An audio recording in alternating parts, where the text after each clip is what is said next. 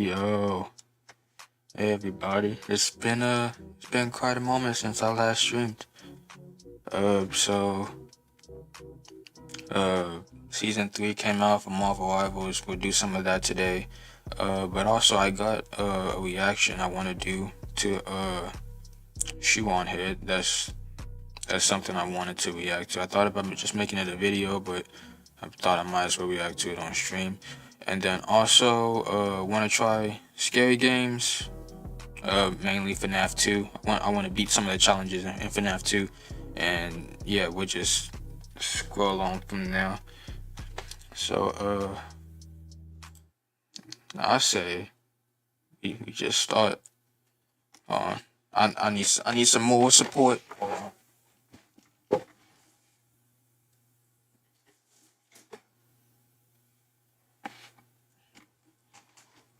Here he is. He gonna be sitting.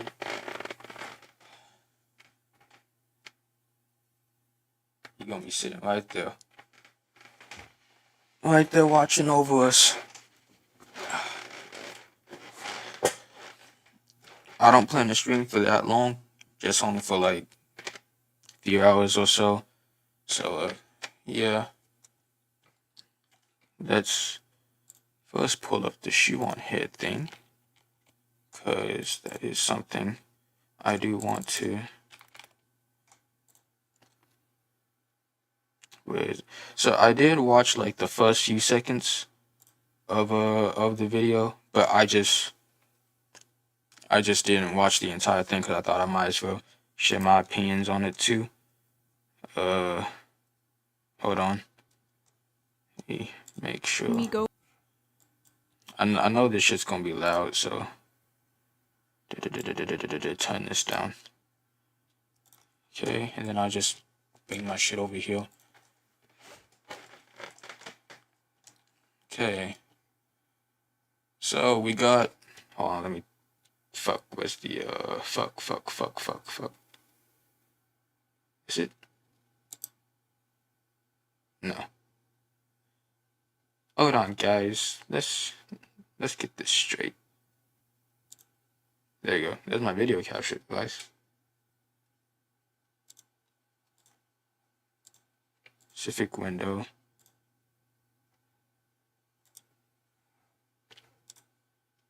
It should be trying to capture that now.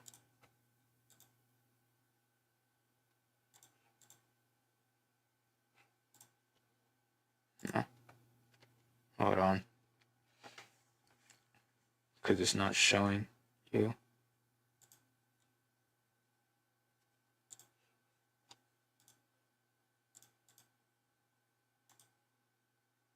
Oh me, oh my. We got it, guys. We got it.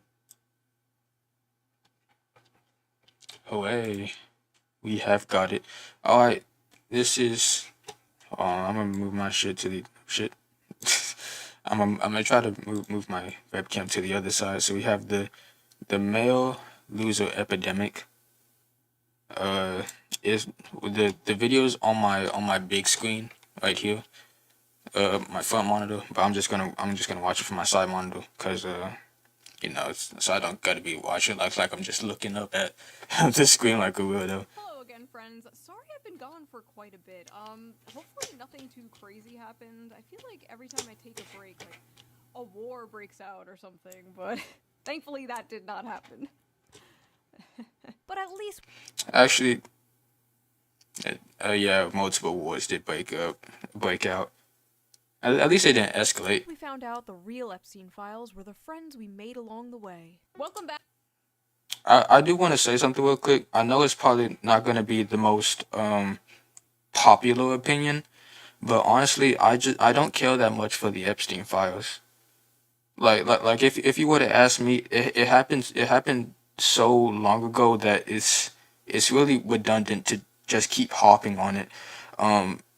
Not like I'm not trying to say like, oh, if something happened so long ago that means we should just forget it. No, like that you could, that would be bad for anything, because that'd be saying like, oh, the Holocaust happened so long ago so we must forget about it. No, I'm not saying that, but it's like with Epstein's Island, it's the people who were the victims of Epstein's island and what he did, most likely it's been so long that doing something about it now would just be redundant. It wouldn't worth to anything. Most of the people who were on the island, like old celebrities and stuff like that, or people like or old presidents or whatever, famous people, either they're dead or they're just so old that putting them in prison and making them serve time just wouldn't amount to anything. It's been too long for them to serve actual justice.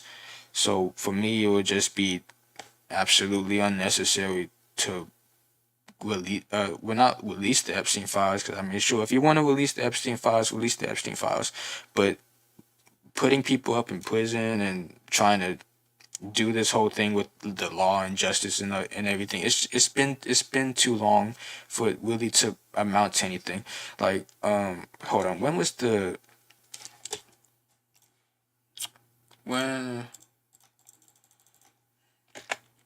when was Epstein, fuck, Epstein Island used? Uh, let's see. So Little St. James.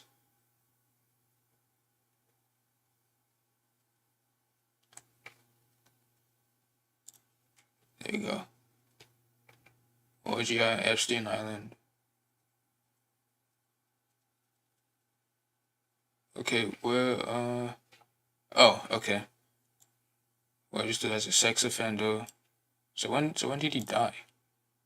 Oh, he died in 20. I thought he died way earlier. No shit.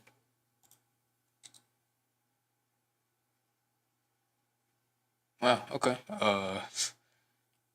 Okay. I thought he died in like 2015 or something. Wow. Okay. Well, it seemed like it was recently upward until 2019. Damn. Okay. But yeah, the people who were on the island and what that would have done to them, it's just been so long that the people who engaged in the terrible activities on the island, it would just be redundant to make them face true justice, because they're either dead or just too old to where serving time wouldn't amount to anything. It's like, this gonna sound crazy, but imagine if the Unabomber was like 90 years old.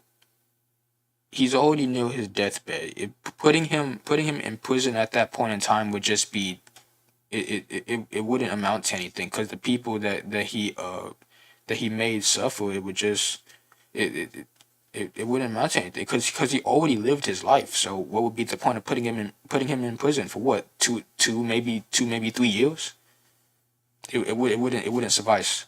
But that's just my take on it. Sorry for getting so off track. Back to the Shoe on Head channel. If it is your first time here, run. It's not for me. I like to cover cultural issues, mostly surrounding men's issues. It's what I've been doing for over a decade, and frankly, I'm exhausted. Many of you have been along for the ride, and you have seen me go from a chipper, lively. Holy shit! Oh, we gotta turn back the dial on that one. And frankly, Oh, exhausted. Many of you have been along shit. for the ride, and you have seen me. She doesn't actually. Okay, well, I mean, she's a little bit more pale here, but that could just be the camera, and also because this like it was caught in like what, 2012. She doesn't actually look that different. I know she's like in her mid 30s by this point. BuzzFeed and Tumblr feminists to a bitter, calloused 34-year-old talking about very real See, and growing mid-30s. men's issues. One of the main men's issues I have been covering in great detail lately has been the male loneliness epidemic. If you haven't watched that video, go and watch it. It's a pretty good video. I watched it a few times, and honestly, I pretty much agree with every point that she says in it. Men's issues, they are really underlooked at. I don't know if that's like a terminology, but they ain't taking as seriously as women's issues when it comes to social and loneliness and relationships.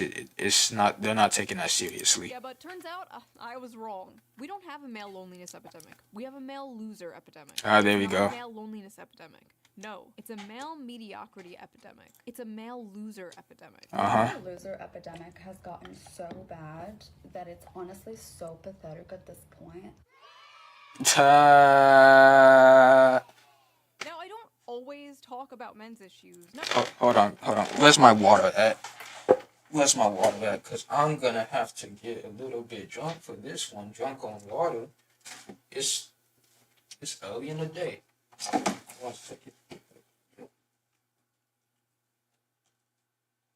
Don't fall yet.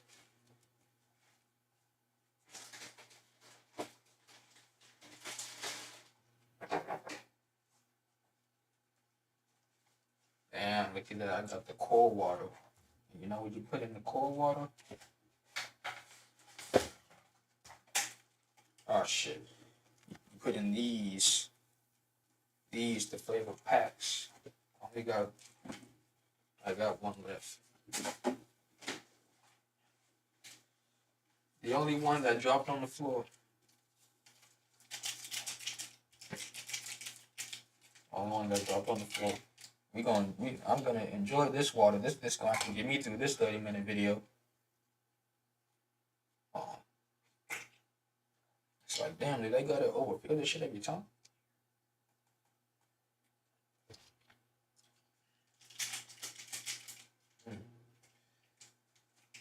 God damn. I didn't even cut it right.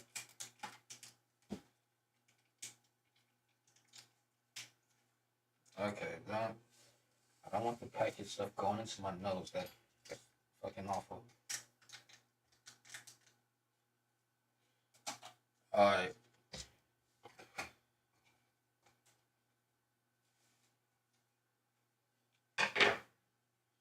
All you gotta do is just shake it up for like a full minute or so and just let it sit for like 30 seconds.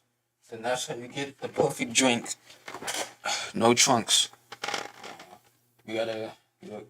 This nigga's young himself. He's my son. Well, my third son. There we go. We gotta make sure that he knows what his generation gonna be dealing with. Alright, let's go. No, sometimes I talk about politics, and sometimes I mix the two together. Now, I know a lot of you don't like... I would never talk about politics. But politics cares about you. Well, actually, it will enter your life, no matter probably. how hard you try to avoid it. But thankfully, I have the perfect app to help you navigate this difficult, confusing political... What is it? Is it Ground News? Quickly give a shout out to today's sponsor, Ground News. Of course it is. Of course it's fucking Ground News. Honestly, look, shoot, get your bag, but until I get ads, I'm not watching yours. Fuck your ads. Fuck your ads. Until I get ads, fuck your ads. Thank you to Ground News for sponsoring this video, and thank you, the viewer, for not skipping the ad. Oh, I absolutely skipped. Right. Now, let's get Yeah. back to the video.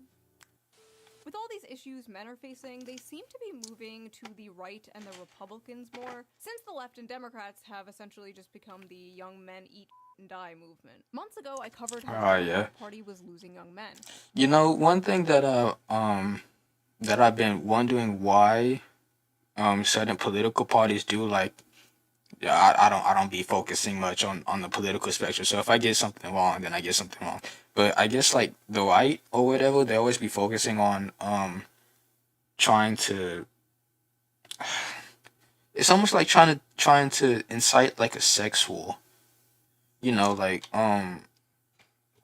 it's like the stuff people be saying. Hold on, I'm actually loud. The stuff that people just be saying about each other, about like each gender is. It's absolutely like just despicable. Like, we can only live with each other if we work together with each other. So just hating one another, especially the opposite sex, it's just not gonna work out for anybody. It's just gonna make life a whole lot worse. So why would a certain political side, especially if you want them to support you, why would you tell them that they're all terrible, they all should die, they don't amount to anything. Why would you tell a group of people that, like, imagine if you told shit, all Brazilian people that they're all cartel members, and they deserve to be locked up just because they're Brazilian. And in Central and South America, cartels are prevalent down there. How would they feel? And then you go around to ask them to do something for you. Like what? That's like socking someone in the face and then asking them for a favor. Like, no, they're gonna hate you for it. They're not gonna listen to you. So perhaps instead of just mocking everybody and trying to make people feel worse than how they were born, you try to sympathize with them and then try to make an understanding from there. Because you ain't gonna get what you want unless you cooperate with other people. And I predicted Kamala Harris But would maybe win that's this just one me. because of young men overwhelmingly voting for Trump. And Oh I was yeah. correct. Well, now the Democrats have unveiled their final solution to the right-wing male loser epidemic. Democrats It's ready. spending millions to learn how to speak to American men and win back the working class. I got an easy solution for this. As a man, myself, if you want to speak to American men and win back the working class, then don't tell them that they are insufferable and that they don't have anything to live for. Give them something to do. Give them promises of a family. Give them promises of tradition. You know how like traditional families, how they're usually more prominent and more successful? Give them that. That's what a lot of men want. They don't even really care for like sex or anything, even though that's a very horrible a stereotype that's associated with man. But give them something to look for, something to die for. Because if they just have a country, they're not exactly willing to die for it. If they have something that they care for in the country, then they'll be willing to die for it. So if you want to learn how to speak to American men, men in general, give them something to die for. That's how I would choose a side if they gave me something to die for.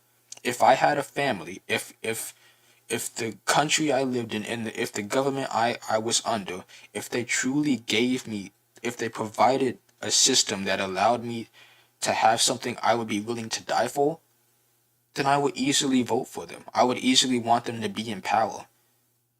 I would easily want them to understand me so I could understand them, and then we both work things out. That's how you get to speak to men. You don't need to spend millions of dollars wasting taxpayer money on absolute bullshit. Just stop making them feel useless. Hold on, my mom's calling me. 1 second, guys. Yeah, mom? My calendar said it's your shot day. It is.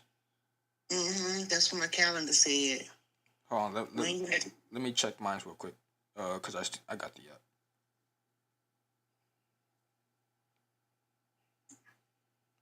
It says it's due in 5 days. yours says due in 5 days. Yeah, Well, why not? cause it says mine was last shot 30 days ago, and I do mine every. Oh no, today would be right. Yeah, because you got it on like June the 18th, right? Because I went No, back to update my it was June 16th. June 16th. Wait, no, cause Brush shot to, it says every 5 weeks on the app. okay, I got brush shot to get back on schedule. That was on the 16th. And then to put you back on schedule, start back doing them on a Wednesday, then it would have been the 18th. Would have put you back on schedule. Yeah, I'm talking about, yeah, so because put you it back on my says calendar. yeah, because it says every 5 weeks. So since today would mark a month, I would have to wait an extra week. No, wait a minute now. 16. You won't be able to wait an extra week because we're gonna be gone. Oh yeah. So, we got from the 16th. Today is No, the Wednesday. Okay. 16th of June. So if you count from the 16th of June, Yeah, this would mark a month. Today would mark a month. yeah. So you'll have to either go this week or We. I mean, I can do it today. We can go at like 2 or something. Yeah, so you have to do it this week because you'll be gone next week. And on the other day, we have to try to do it as Monday or Tuesday. And I know Monday or Tuesday, we probably be finishing running around and packing and stuff. So you have to go today. I should be go. Yeah, that'd make more sense if you go today. Yeah, okay, we can go to like today at 2:30. Oh, excuse me. Why you want to go so late? We can go early. Uh, okay, when we like to go? Probably about Well, I mean, they 12. open now. I think they go to lunch from 12 to 1. Oh, okay. I'm in the middle of working on something right now. Okay, well, we can go when I get off of work, but we got to go. Yeah, Okay? I mean, yeah, I get that. When do you get off work? At 2:30. Okay, that'll work. All right. All right, love you, mom. No, you too. All right, that was my allergy shot. I got to take my allergy shot today. All right, back to so what was I saying? Oh yeah, make men want to die for something. There you go. Democrats have blown millions of dollars on efforts to appeal to American men who turned to President Donald Trump in droves on election day in hopes of winning back the working class. Democrats have spent $20 million on their efforts with donors and strategists. See, I remember seeing something about this 20 million, 20 million to understand half the population. And I know they were just being corrupt with it. Donors, luxury hotels, really, luxury hotels. You don't need to go to a luxury hotel to brainstorm how to talk to 50% of the population. If you want to know how to talk to somebody, you talk to them. You ask them a question. Hey, how can we help you? Like a person who does customer service. How can we help you? That's legit what the government got to do. They got to act like customer service. Cause guess what? The population, we the customer. If we don't like the product that the government gives us, we can just simply say goodbye, goodbye. Well, I mean, at least here. But then again, it is kind of expensive to leave here. But just ask the population what you want to do, what needs to be done. This is such an easy question that's having such a complex answer to it. Like think smarter, not harder. And even then, you don't gotta think that hard. Brainstorming how to convince working class men to return to the party. Ah yes, nothing more relatable to working class men than luxury hotel rooms. Yeah, see? Good job, guys. So fucking Codename stupid. SAM, or Speaking with American Men, a strategic plan, promises to use the funds to study the syntax, language, and content that gains attention and virality in these spaces. The effort also recommends Democrats buy advertisement in video games, among other things. Don't put ads in video games. Don't put ads in video games. Hold on. The chat. Where is the chat? Oh, it's like right here. Hold on. Let me move the chat down. There we go. It was up near the thing.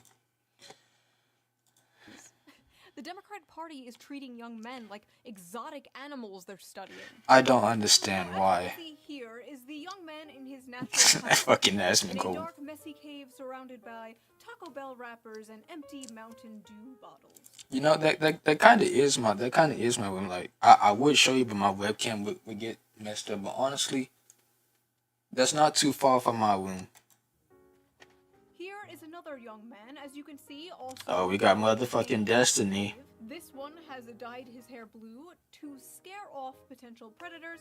Unfortunately, it also scares off potential mates. But moving on, here is another young man. Oh fuck, the controversial nigga. Quite sure about this one. We're still studying it. Listen, Democrats, instead of spending $20 million to do that stupid, maybe you should, I don't know, actually listen to men. I don't listen to men. That's what I'm saying. Holy shit, that's what I'm saying. All you have to do is just listen to what we say or just ask us what our issues are. And then you have it. No need to spend $20 million. You don't even have to spend $1 million. Just all you have to do is just set up a conference and then just ask the question, what's wrong? You'll have it. Yeah, that's just it.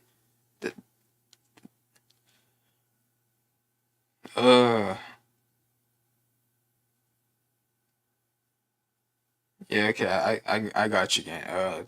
Thanks. I'll take a look at it. But yeah, but that's just my thing. Like, all you have to do is just ask the population what's the issue.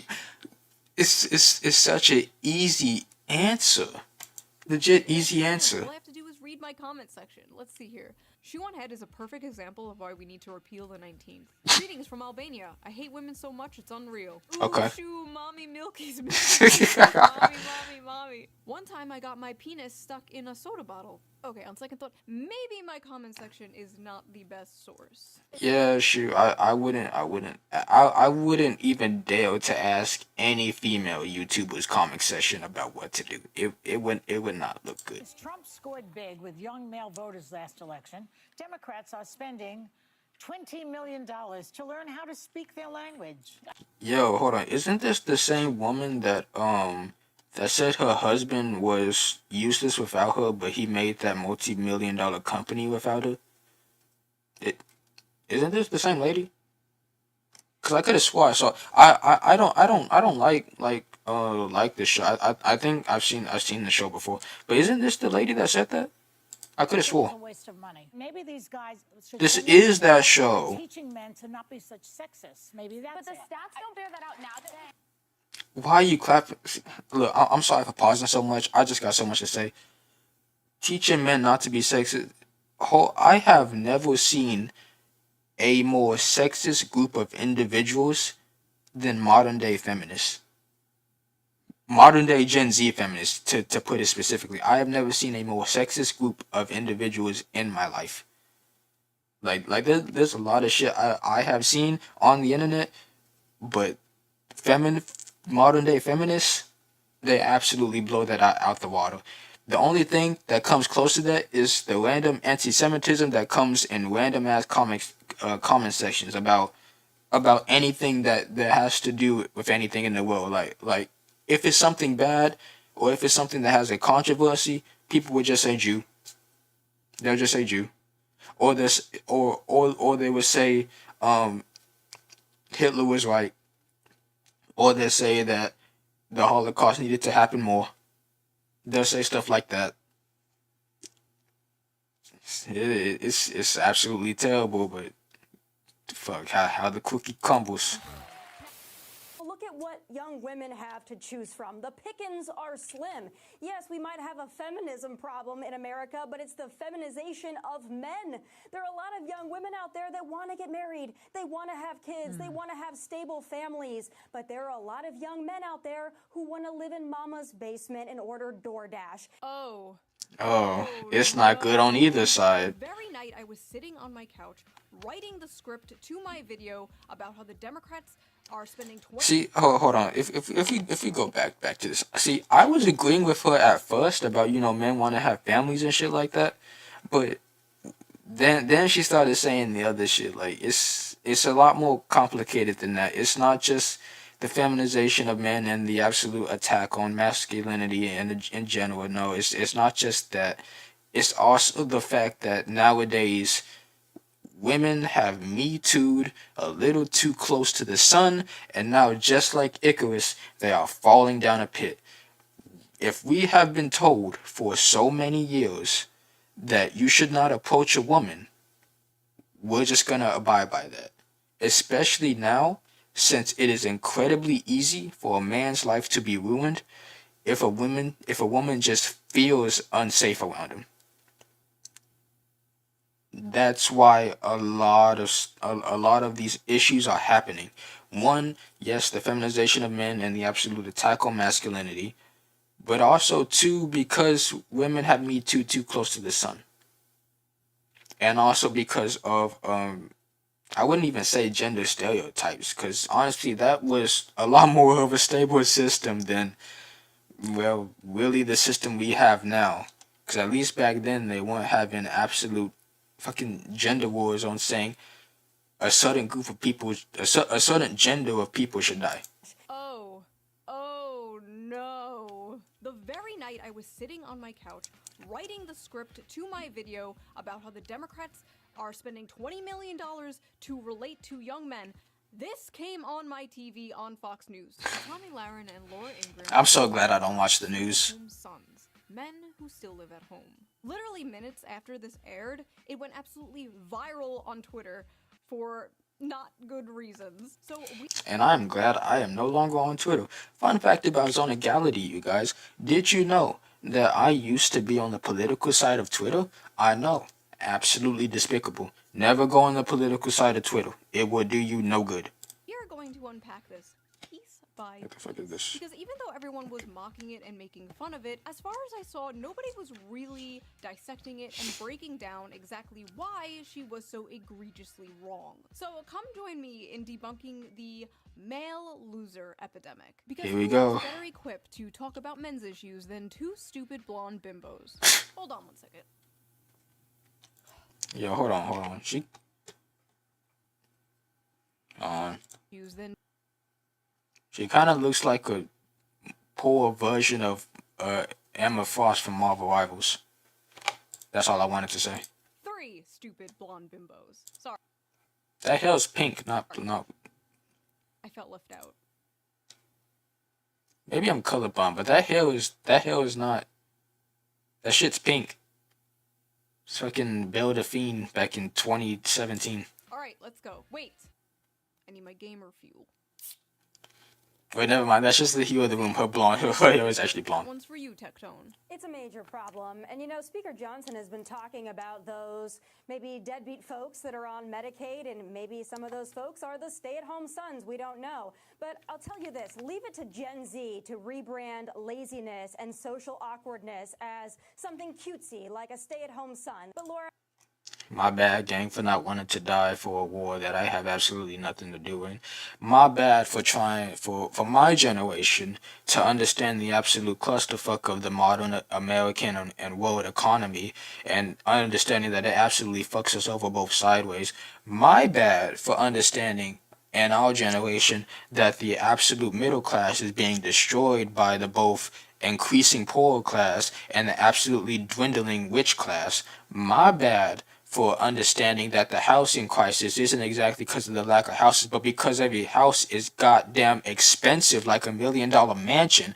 My bad for understanding that jobs do not pay well, especially minimum wage jobs, and that no one wants to work them when taxes are high as hell. My bad for understanding that living here in this world, not just America, but in the world in general, is an absolute terrible place for people at the moment. My bad for my generation understanding all that. I'm so sorry that I have to live with the consequences of the fact that boomers, baby boomers, and millennials absolutely fucked up the world, that fucked up the American economy after the economic boom of World War II. Actually, no, not millennials, but baby boomers and boomers. My bad that they fucked up the American economy, and now I have to pay the repercussions of it. So sorry. I gotta tell you, this is also a big problem when it comes to, I think, declining birth rates, people not getting married and having children. You know, that's a big problem. They blame it on women. Well, look at what young women have to choose from. The pickings are slim. Yes. Yeah, and look what young men have to choose from. They have to choose from being accused of sexual assault or being accused of not being manly enough. They legit cannot win. Why play a game you can't win? You want to know how to win any game? You don't play it. Yes, we might have a feminism problem in America, but it's the feminization of men. There are a lot of young women out there that want to get married. They want to have kids. They want to have stable families. But there are a lot of young men out there who want to live in mama's basement and order DoorDash. And that's why we have declining birth rates and a lot of other problems in society. It's time to go out, get a job, breathe. You know, I can't lie. Off topic. DoorDash is expensive as fuck. I don't be using it as much as I used to. It's expensive as hell. That's all I just want to say. The fresh air, meet people in real life. Let's just get back to basics. So first of all, this stay-at-home son thing is not a real thing. It was a random throwaway, self-deprecating joke some contestant on Jeopardy said. One f***ing guy. Because I guess there's no... Really? I haven't even heard about this stay-at-home son thing before. So that's I never even heard of that.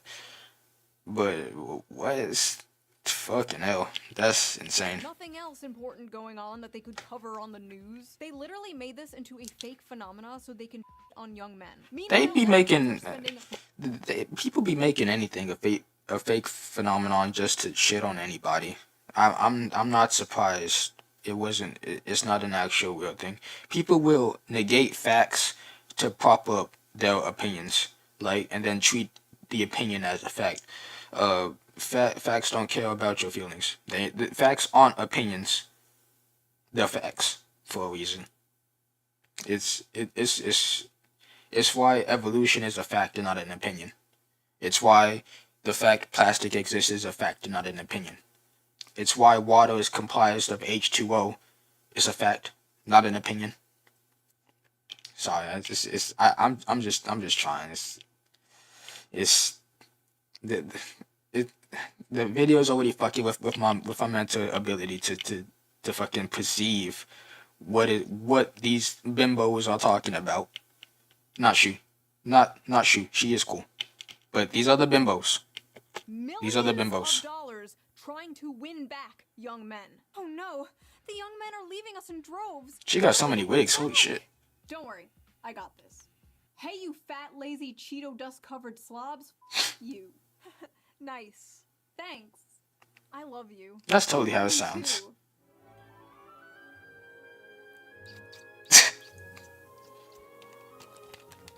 Yo. The amount of young men living home with their parents increasing? Yes. Yeah. Is it because they're lazy bums and just want to order DoorDash all day? She's gonna say no. I'm gonna say sorta. There is like you know, the little population of people who are actually lazy and they don't want to work for anything, but the real reason is the increasing housing price.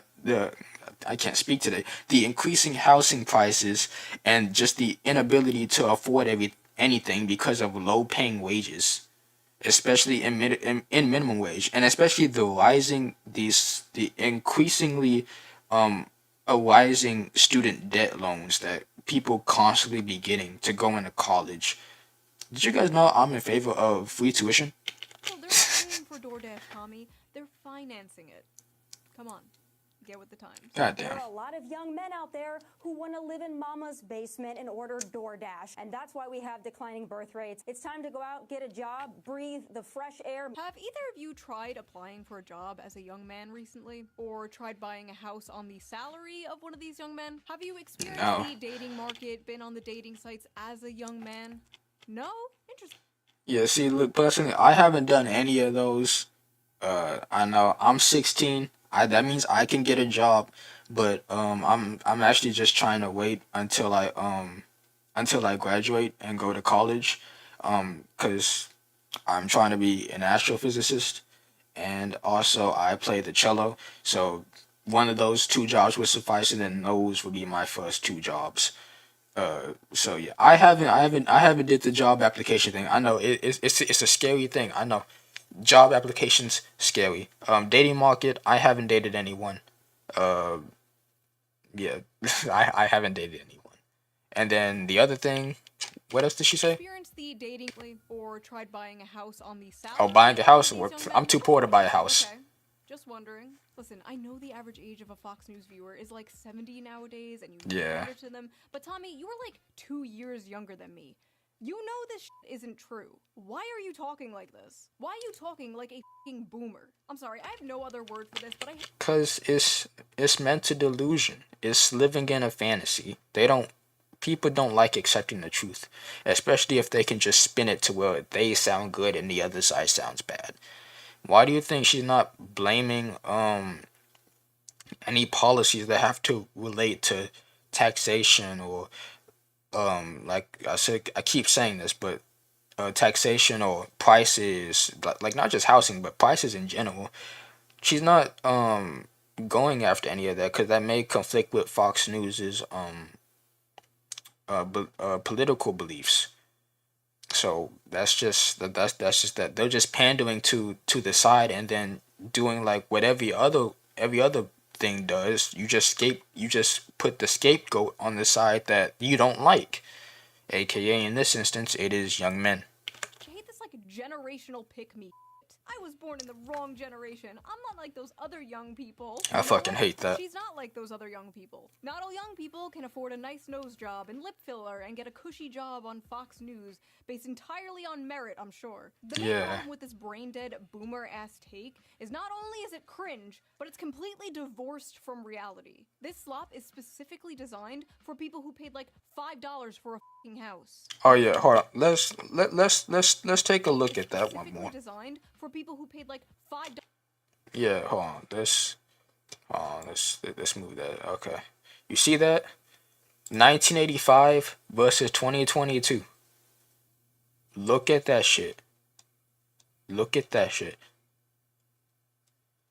Baby boomers, medium income, medium household income. I bet your ass this was on one salary. $23,000. And the average home price, $83,000. Now take a look at this. Let's do some simple math here. Some simple math. I'll just use my fucking phone. Bam, calculator. So if we take in 83,200, divide that by 23,620, that is a 3.5% increase. I think I just did that right. From the household income. Did I do that right? I'm pretty sure I did that right. Well, you know, it's at a 3.5% increase from, I think I already said that, but from the income. And then if we do the same for the millennials, 74,480. That's fucking double. 6.2. Well, actually, yeah. Well, if it was double, it would be 7. But you understand? Actually, I think I did that one. I probably did do that one because I'm a fucking idiot. Trying to become an astrophysicist, guys. Can't do basic math. Oh yeah, I did do that shit wrong. Whatever. But you understand? Like even if the math is wrong or not, it's yeah. Cause I just did the millennium thing again, and it put up 0.15. So yeah, that's a lot. That's a lot. That's a lot. But I'm pretty sure we all can understand the absolute fuckery with the absolute disproportional rate of income and then housing prices. I saw a video not too long ago about that we build too many luxury homes, and I truly actually think that because no average house should be costing upwards of almost 500K. Because no one's making 500K. Let's be honest. A lot of people ain't even gonna see 500K in their lives. I don't even think my mom have seen 500K in her life, and she was in the military. She served in Iraq and maybe in Afghanistan. I'm not too sure on that part, but she served, and she has retirement pensions, and she gets money, and I don't think she's ever seen 500K in her life. That's absolutely insane. $5 for a fucking house. And listen, not all boomers, okay? My parents are boomers. They are lovely people. A lot of you guys are boomers. But when the baby boomer generation sends its people, it is not sending their best. They are not sending It's you. definitely They're not. sending people who have lots of problems. They're bringing the housing crisis. They're bringing wage stagnation. They're falling Yeah. for AI-generated photos on Facebook. Yep. But some, I assume, are good people. But my god, I truly believe they do not understand how good they had it. They could support a family on a single income. They really don't. When like the average New York apartment costs $1,000 a month. In fact, when any apartment costs so much money that you have to split the payments with multiple people, hope you that you get something with multiple people in it, that is when you have a housing problem. Cause you shouldn't have a 1-bedroom apartment in a cramped 4x4 space where you can barely even truly fit in, and it costs $1,000 a month, 1,000, 2,000, possibly $3,000 a month, and you have to hope to split that with like two, three, four other people. That's just it's just absolutely insane. A single income from a job that didn't require a college degree. Yeah. Leaders didn't prostitute away their economic future for some cheap plastic shit from China. They inherited the greatest economy known to man. And they Especially, yeah, they inherited the greatest economy, the American economy, and especially they had it at the best time because it was specifically after the end of World War II, which was when the American economy was at its highest. We were able to build over 100 aircraft carriers during World War II, and we scrapped them all down and we used them for purpose and materials. The American economy was booming, absolutely booming, and they took that and they fucked it up because they were so privileged. That they earned. I just don't understand, like, why don't boomers and spiritual boomers like Tommy Lauren see people struggling and go, wow, I wish I could fix this. They should have it better than I had it. And you wonder why so many millennials and zoomers don't want kids. I want to make the world a better place for my children. I want to make the world a better place for my children. Ugh. Pull yourself up by your bootstraps, you spoiled brat. Children. Not happening. Well, look at what young women have to choose from. The pickings are slim. Yes, we might have a feminism problem in America, but it's the feminization of men. Young men are becoming lazy because they're becoming feminized. So they're becoming lazy because they act more like women? What did she mean by this, chat? There's like a decrease in testosterone or something happening, but men are moving right-wing all over the world. Does that correlate with the feminization, or I mean, like what I meant by to clarify on my other point, what I meant by like the feminization of men, I meant the attack on masculinity, like not wanting to be masculine or being shamed for being masculine, basically being shamed for being a man. That's what I've been talking about. Because when you're shamed for being a man, you're really not gonna want to do anything for society. It's gonna really take a huge toll on you mentally.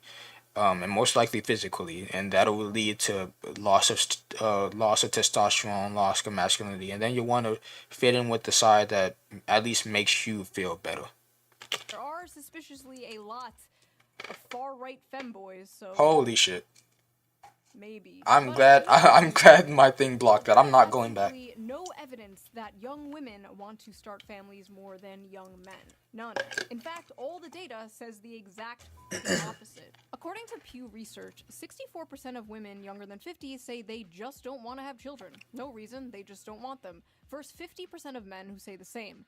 Another study by Archbridge Institute shows the same. 63% of women without children said they have no desire to have a child, while only 50% of men said the same. For men, the most commonly cited factor was personal finance, but among women, the strongest reason not to have a child was their desire to maintain their personal independence. Basically, they don't want to give up their brunch and mimosas. They've been asked with propaganda their whole lives, telling them their lives will be ruined, their bodies will be ruined, they'll never have fun again, they'll be miserable forever if they have children. And as someone who has had a children, best decision I've ever made. 10/10, highly recommend, would do it again. But now I'm not a woman, so I won't understand when I'm not even a parent really.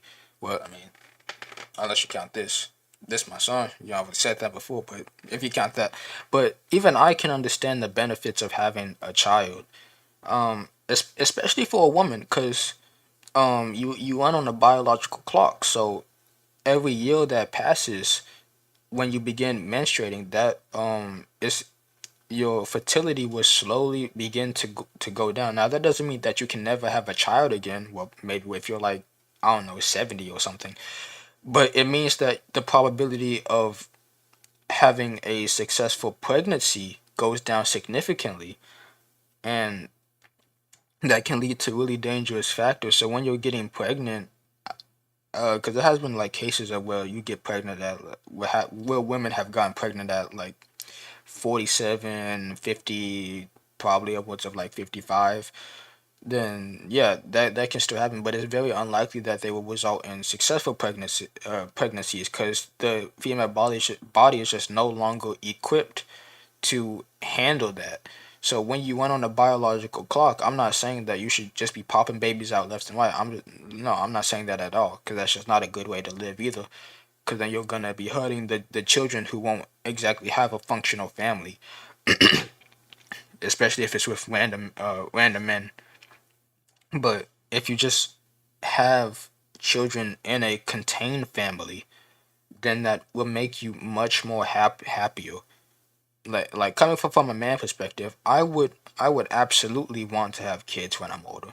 I would want to have at least 2 kids. If I have upwards of like 3 or 4, then that's cool. Any more than that, it may be pushing it unless I'm like really rich or something. But just the thought about having kids, that could fill you with a whole lot of joy. Like the next generation in your hands and your way to shape it. Which I mean, that's honestly kind of a dangerous thing, knowing how many retards are around. But the way you are able to just shape, the next generation around you, knowing that you are responsible for the next generation, it puts a lot of your plate, sure, but it also gives you this extreme sense of responsibility that you would want to have, because it's a testament to your family and your legacy that you'll leave behind, and for your kids to put that legacy onwards. But maybe that's just my thoughts. Maybe I'm just yapping. I'm just yapping. Men are the ones primarily responsible for the low birth rates is laughable. We're laughing over here. But it's really women or men's fault. There are a lot of factors that play into this. But Tommy, I really gotta ask, is it men or is it you? This is gonna be the summer of canceling boys. All of my friends are attractive. Oh, All great. of my friends are successful. All of my friends have something going on. Almost every single one of them have an issue with men. But if all of these women, including myself, are having issues, then I have to think, it might not be us. It might be you. It is not just the guys in Los Angeles, Nashville, Dallas, and they're not any better in the Midwest. Quite frankly, I think they're trash all over this country. My friends are successful. Men don't give a shit about that. They'd marry a Walmart cashier if she was nice to them. They really I would. think We men really between would. the ages of 20 and 30 are not ready, in most cases, for marriage, are usually not ready to be husbands and fathers. See, someone who talks about that and has like a huge ego to her voice, she's not ready for marriage. I don't know if she's married. If she is, good for her. But someone who talks like that is not ready for marriage, and if they do get married, it's not going to be successful. Or if they get a boyfriend or girlfriend, then it's not going to end up really successful, because that ego is just too much. Ego is the main destroyer of a lot of things, especially relationships. Because a huge ego is just destroy. It's never good to have a huge ego. That's a cultural issue. Look, No, I would actually, back to your point, I think it's a biological thing. So let me get this straight. Men are all trash and won't commit and won't leave mommy's basement, and they're destroying the birth rates. But also young men are biologically incapable of commitment and being parents. What? But wait, there's more! She also believes women don't have to bring anything to the table. And as a woman, I want a strong man who is a protector and a provider, that will go to war if need be, that will protect me, protect my family, make money. But I don't think a man needs to get something out of it to be a manly man, a protector and a provider. If you think you need to get something out of it, I quite frankly don't consider you a real man. Never before in history have women demanded so much. Offer so little. Not pre-wash, but holy shit, that's absolutely insane. I'm gonna have to take a walk after that. That's holy shit. Imagine feeling so entitled to where you would want to just negate the 100 and 100 that relationships are supposed to offer in favor of 200 and 0. Like you just offer nothing. Like that's why I don't like when people say, "Oh, I'm bringing myself to honestly, women just be saying that, but I'm bringing myself to the table." Okay, and nigga, I'm bringing myself to the table. But I'm also bringing a job. I'm bringing protection. I'm bringing the chance to have children. I'm bringing all that stuff. And you're just bringing yourself? That's it? No familial values, no no want to um bond with the children, no want to be a good keeper of the house, nothing, just straight up just you're bringing yourself, none of your ideas, none of your commitments, none of that, just yourself. Cause I gotta say, bringing yourself is pretty fucking bland. Cause we're both bringing ourselves by showing up. So before we get deeper into this retarded, manufactured, stay-at-home son narrative, let's check the Facebook comments of the Oh no, not video, Facebook. because I am really Not interested Facebook. to see what, like, the typical Fox News viewer thinks about this. If the women are anything like these two, I can hardly blame the men for staying home and not wanting to date them. Blame, blame, blame. These two women have a combined age of 93, and they have 0 children between both of them. You both have repugnant personality types, so listening to this was like male birth Birth control control. to me. My Holy goodness, shit. Boomers are ruthless. Bunch of sissies. I served 6 years, 2 years in Southeast Asia after Vietnam was over. When I was 18, rent was $450 and I could afford to get my own place. She's so spot on. Nothing screams I'm a loser run from me than a guy living at home in his parents' house with his 12-year-old boy's bedroom decor at age of 30. Thank God we raised our sons to be men, who grew up, lived on their own, found their soulmate, got married, bought a beautiful home, and started a family. I was out the door at 18, worked on the assembly line at Dodge and in the Air Force at 19, never went back home. I can't relate to this. Yes, we know You you know, can't because relate. We you know. in But an the entirely world different changed. generation. Why can't you people get this through your heads? I will never let my sons stay home. I'm trying to push them out of the nest. Okay, I really gotta ask, is this an Anglo thing? Immediately kicking your kid out when they turn 18 years old? See, I don't know. I haven't heard that for a long while now, because I'm pretty sure even more parents are starting to understand that with this ever regressing economy and more expensive prices with inflation, I'm pretty sure that they're starting to understand that even pushing your kids out when they obviously can't make any salary that's high enough at 18, 19 to fully be able to live on their own, I'm pretty sure they're starting to understand that it's just becoming even more of an impossibility as time goes on. But I guess that mentality still lives on in a couple of places in the States or in other parts of the world.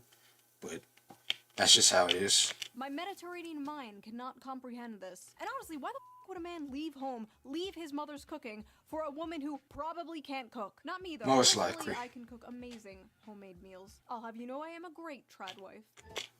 Alright, we gotta see she should start a new series called Cooking with Shu. Great title right there. You make that series, maybe start on cooking some I don't know, some dirty rice. Put that shit on. It can come out the box. I be eating out the box. That shit good as fuck. You put that on. That's an easy million views right there. W Dino Nuggies. Bone apple teeth. Now, unfortunately, Tommy Lauren wasn't the only one pushing this stupid, lazy young men go get a job bullshit.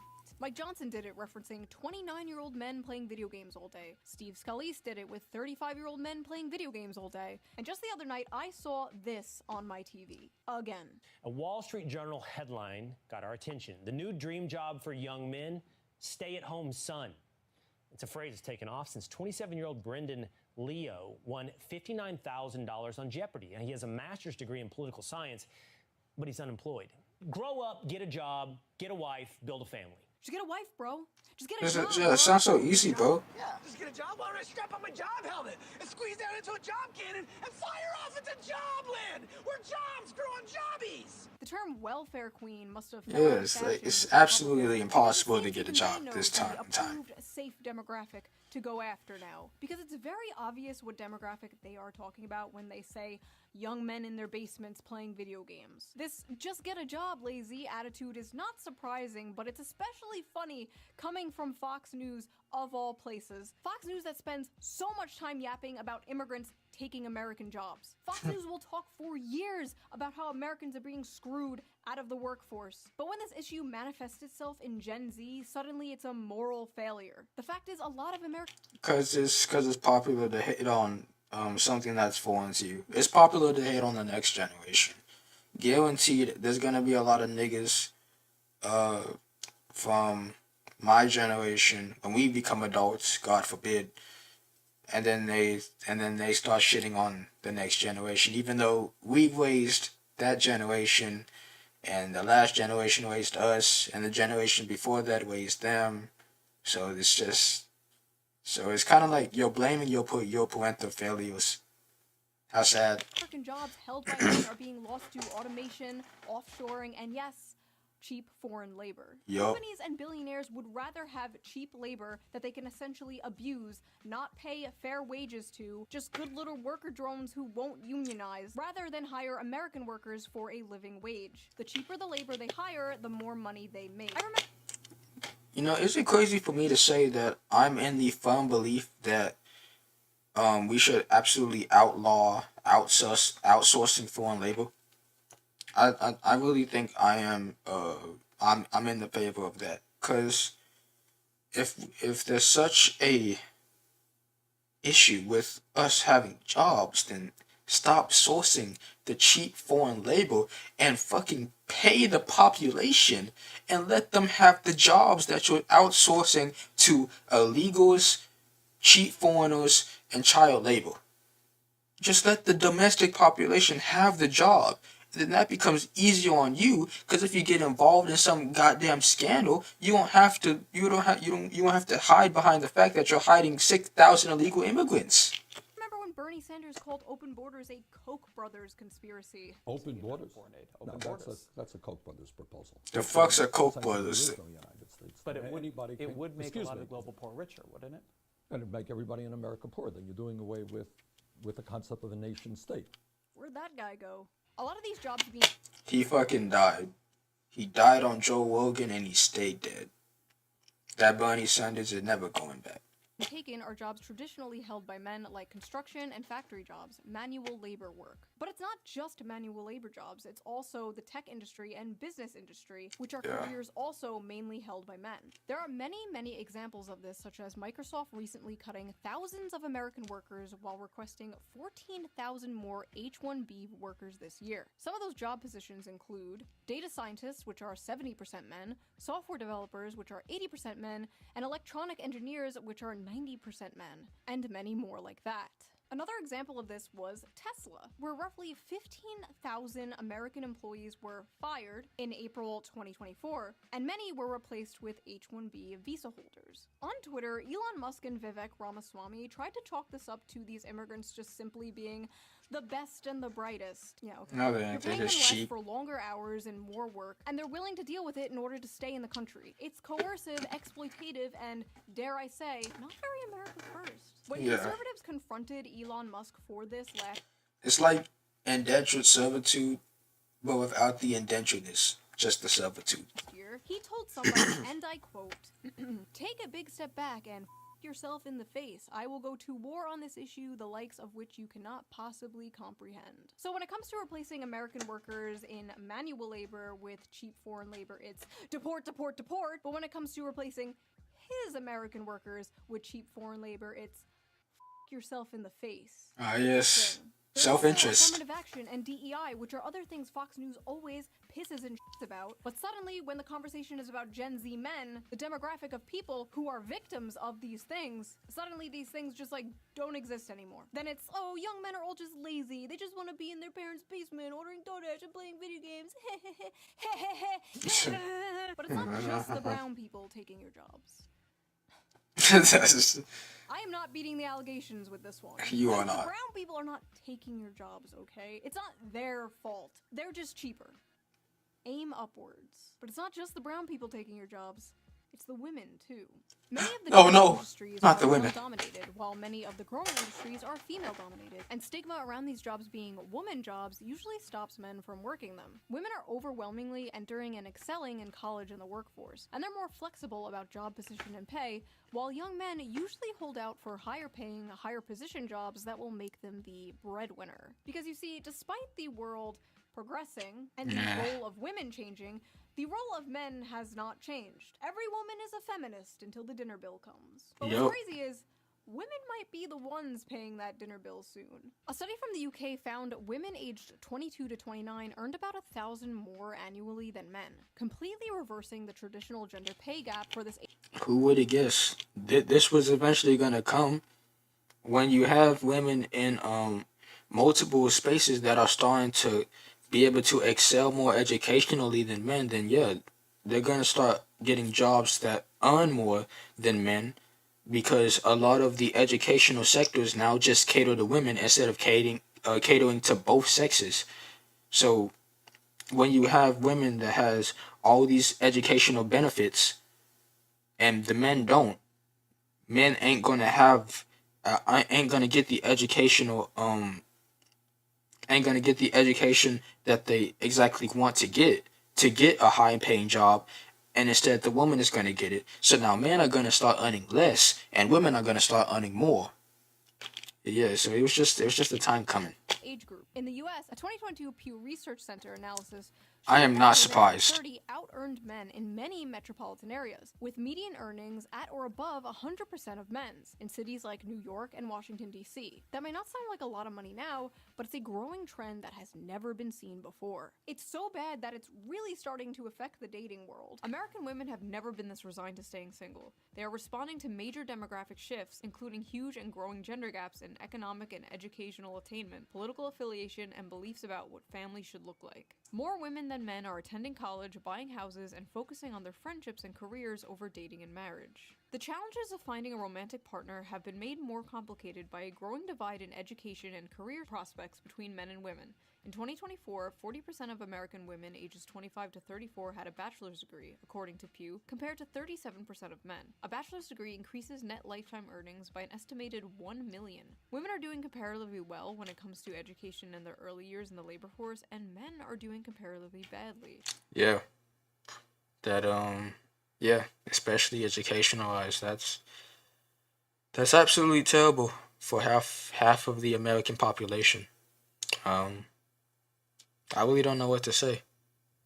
Cause I know that in a lot of sectors, just being a woman grants you great advantage over being a man, especially in education. Cause there are um fuck, what is it? There are educational opportunities, educational scholarships, um programs, and many other things that allow you to get as a woman allow you to get into an easier time in college, pay more easier, have a better experience than is allowed or catered to men. So, as I said before, when you favor half of the population over the other, you're not going to have that balance that once was. Instead, it's going to have a growing shift of women are now earning considerably more than men, and men are starting to go on a downtrend in both education, labor, and and monetary status. And then when it comes to dating, where most women still want men to earn more than them, it's going to become increasingly impossible because that that balance has been disturbed because everything now caters to only one sector of of the human population. So that's just very sucky for for my generation and the future ones. Men's economic struggles seem to be having the biggest effect on women without a college degree, whose marriage rates by 45 have plummeted to 52% for those born between 1930 and 1980, according to research by Cornell University. Young men without a degree are struggling so much as a group that there simply aren't enough with steady jobs and earnings for non-college women to date. Men are poor, women most affected. Modern women are no longer tied to their gender role. Birth control has freed them from the prison that is their biology, and they are making their own money, sometimes more than men. They can have it all, they can do anything, they can be anything. While at the same time, men are still expected to be the provider. And more importantly, many men still want to be the provider, Yeah, but absolutely. they can't. And women, though strong and independent, still want men to be the provider. And as a woman, You can't have it both ways. You just can't have it both ways. It's gonna be one way or the other. Either you allow men to be the providers, and slowly start to regress on the education and getting more expensive jobs, or you just fully shift the other way and just allow women to take the role that the men usually had with earning fuck, I cannot speak, earning money, and let the men fall back to the traditional role of house spouse. And I want a strong man who is a protector and a provider that will go to war if need be, that will protect me, protect my family, make money. Basically, men are like, we're worried we're not making enough money. And women are like, we're worried men are not making enough money.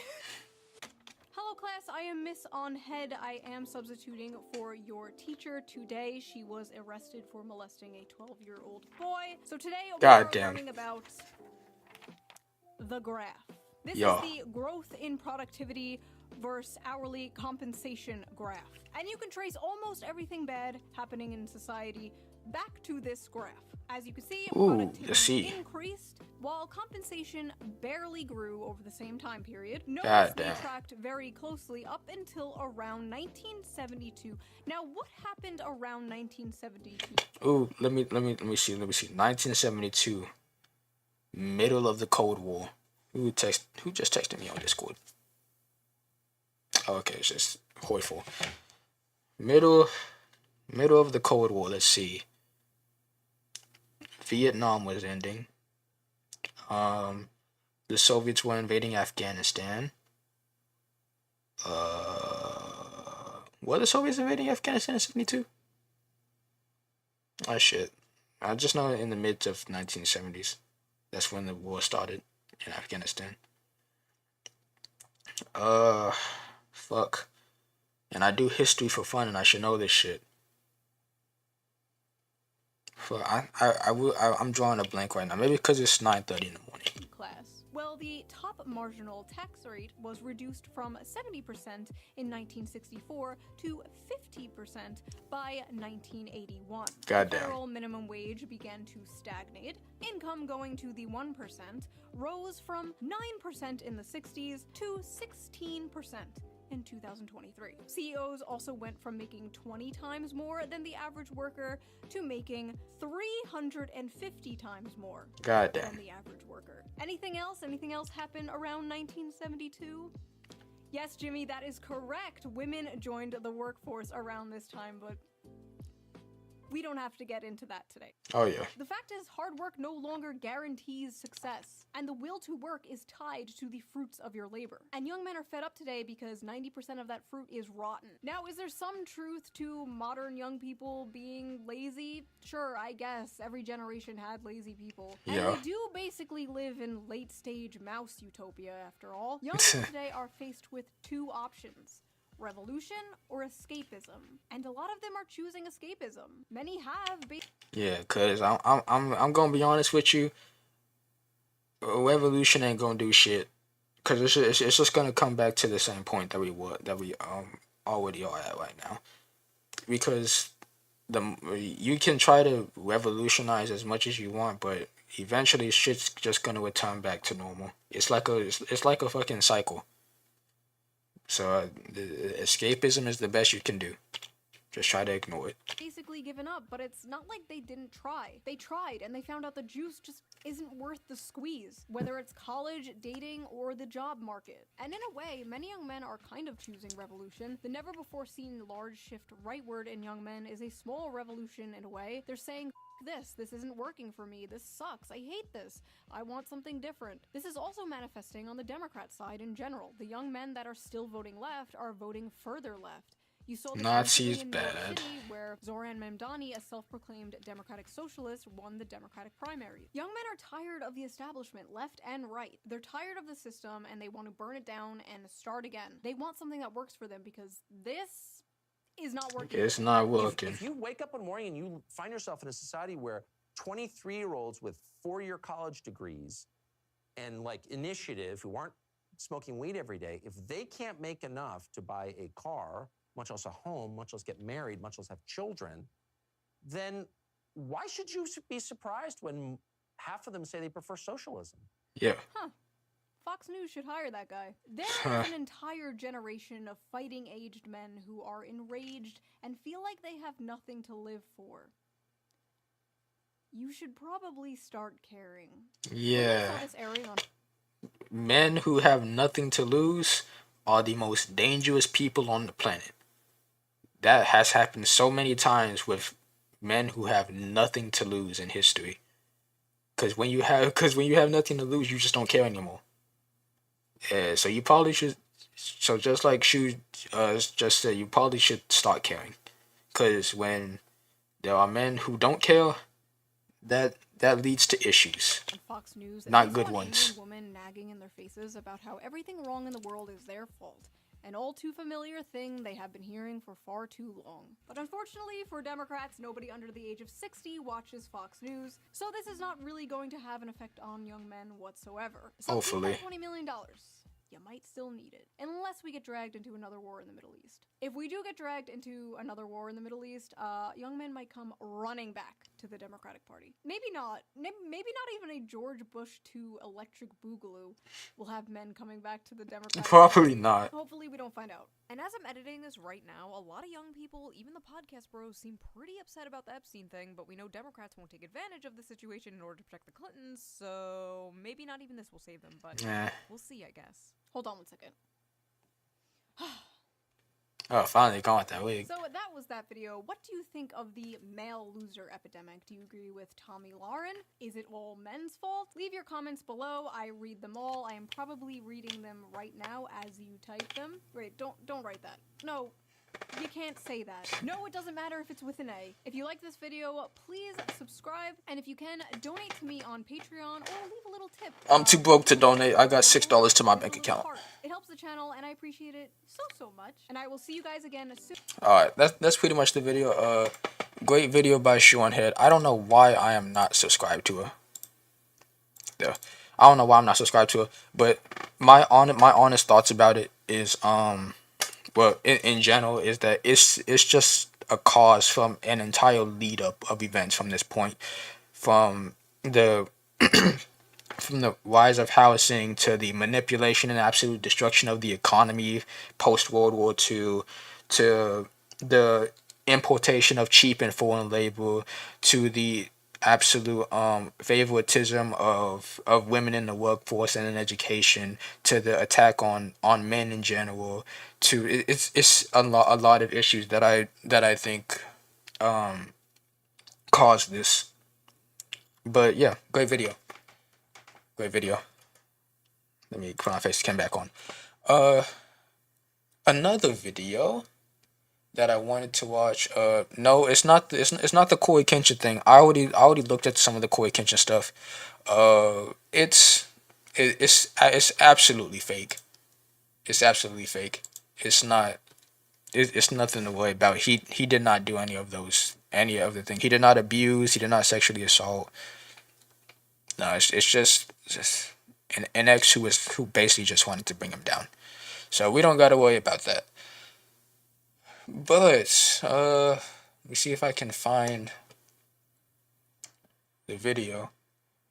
We may have to react to a VTuber, guys. I know.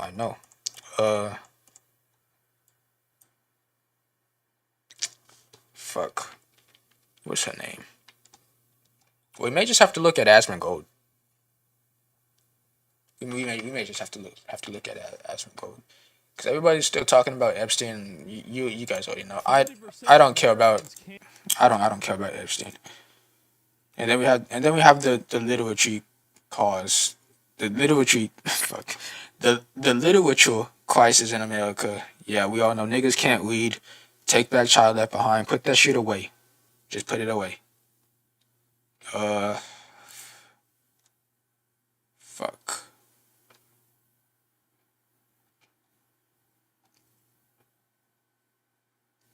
Honestly, I don't know why I'm looking. I just want to react to something. Okay,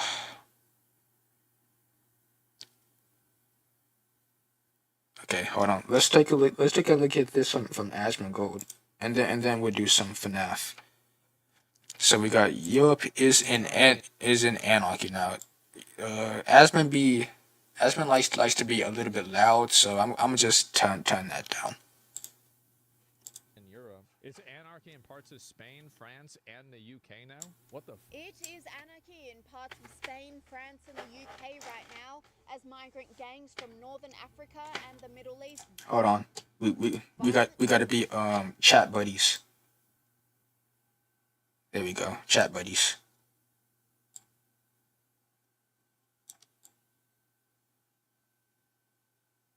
There we go. Put the chat right there.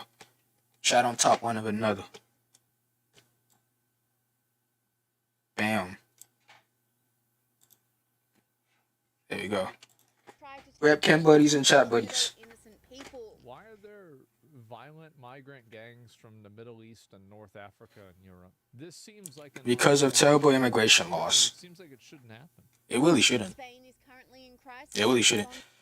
If Europe stopped being such cowards about how they treated, how they treat immigration, then none of this would have happened. Like, I don't care about what you did in the past, because what was in the past was in the past. Stop being such pussies about controlling immigration. Like, not illegal immigration, but about the people who commit crimes when they immigrate. Stop just allowing people into your country. It's not gonna do you any good. When you have tons of Muslim immigrants committing sexual assault crimes, you shouldn't be allowing those Muslim immigrants to be getting easily into your country. Stop having them be in your country, because they're gonna incite rebellions when they find stuff that they don't like, because they want to put their ideologies into your country. So you have to stop that. Especially when the ideology is absolutely terrible, from a terrible place, from a terrible country, from a terrible culture, from a terrible religion, from whatever. Stop allowing people into your society if they're going to end up destroying it. Ongoing clashes between migrant gangs and Spaniards following the violent bashing of an elderly man in Torre Pachato.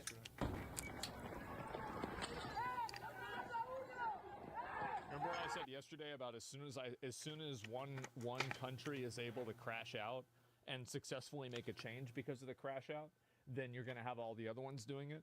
Oh yeah. Now you're starting to see this happen in France and also in the UK. Of course it would be. France is historically good with taking well, not taking out, but good with dealing with revolutions and rebellions. If you know French history, then you know that they're good with dealing with rebellion. I'm pretty sure France will be fine.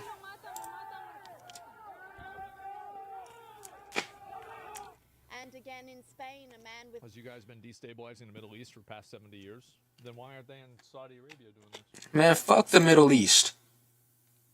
You know, I probably should say that, but destabilizing the Middle East, nigga. Like just what Asmin said. Why aren't they doing that in Saudi Arabia? Why aren't they doing that in Iraq? Well, I mean, there are some illegal groups in Iraq, but they ain't doing that nearly as much in Iraq. Why aren't they doing that in Kuwait? Why aren't they doing that in fucking the small island? What's it fucking called? Shit, I fucking forgot. Why aren't they doing that in Qatar? Why aren't they doing that in Persia? I mean, they kind of doing that in Iran. Why aren't they doing that in Turkey? Why aren't they doing that anywhere else that obviously has a repressive government? Because they know what's gonna happen to them. That's why. So they go to these freer countries where they can just fuck shit up, because they're entitled pieces of shit from a terrible society. Why aren't they doing this over in Dubai? Dubai and Saudi Arabia are in the Middle East. Why don't you think about that? Yeah. Right, come back. Yeah, think about that. So what? Yeah, who cares? Like, they know better?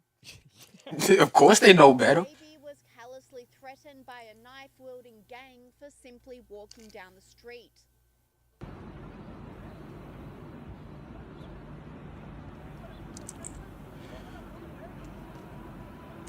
See, look, crazy ass niggas who just want to start something. Crazy ass nigga right there. Crazy ass niggas just want to start shit.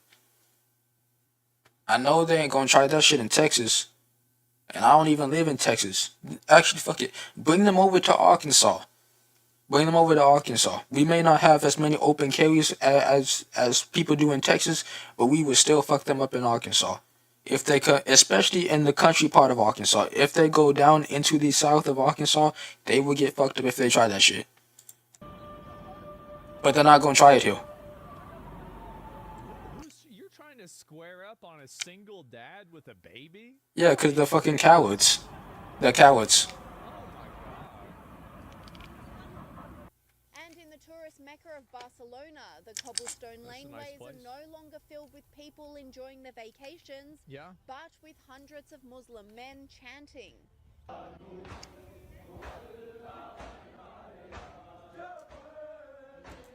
Why are they trying to bring back Alan Delusa?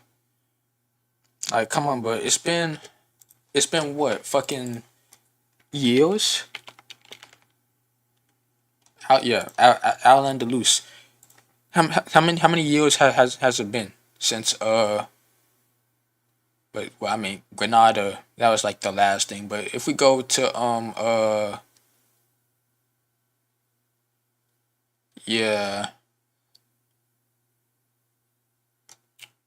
where's oh well,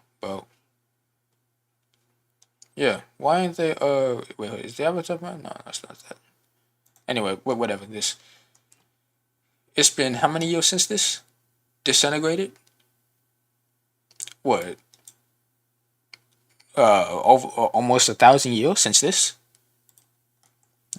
Why are they trying to bring back that? It's been years, nigga. Leave it alone.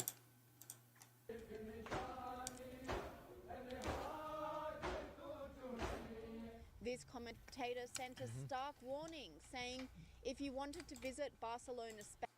Oh no, fuck. I keep moving the shit. Fuck it, man. Damn. There. That's what it says. I'm gonna just keep my webcam over here. Spain, now it's looking like Islamabad, Pakistan. France is also in. How the fuck does that happen? Yeah, how the fuck does that happen? When you have unregulated immigration that just allows anybody in. That's how it happens. That's how you get shit like that. When you just have policies that allow everybody in. Like, it's not even open borders. It's just when you're too soft on your borders. When you're too soft with letting people in. That's how it happens. Anyway, what I think is so funny about this is the fact that a lot of the other countries in the Middle East don't take any of these people. Like, I never hear. They don't, because I know they fucking they don't take any of these people because the people know that they won't be accepted into Middle Eastern countries like that. They won't be accepted because they're terrible people. They're terrible people with terrible ideas, and they know that they're just there to ruin any society. So they're not going to be accepted. So they go to softer places that are obviously more lenient and have much more of a softer populace, and so they go there and start terrorizing people because they're basically allowed to. There's one more of them. I'm not thinking of the name. They never fucking. I never hear about this problem there ever. Yeah, like it's crazy. Like they reject them. They probably should start doing that in Europe. Migration mess with violence running rampant in the streets, like at the Fate de la. Like, hold on, I'm not gonna lie. If you ever looked at how Europe deals with its issues, especially like civil issues where it comes to protests and shit, they do not fuck around. They don't fuck around. Maybe Europe and America should start looking at it from that perspective. Just stop fucking around with people who obviously don't care about your society or your country. Because if they don't care about you, you shouldn't care about them. That's just how it goes. It just goes sideways like that. Where hundreds of young people were stabbed with syringes and property set alight. The fuck? Syringes? What the fuck? Shit, I know they were spreading fucking Ebola.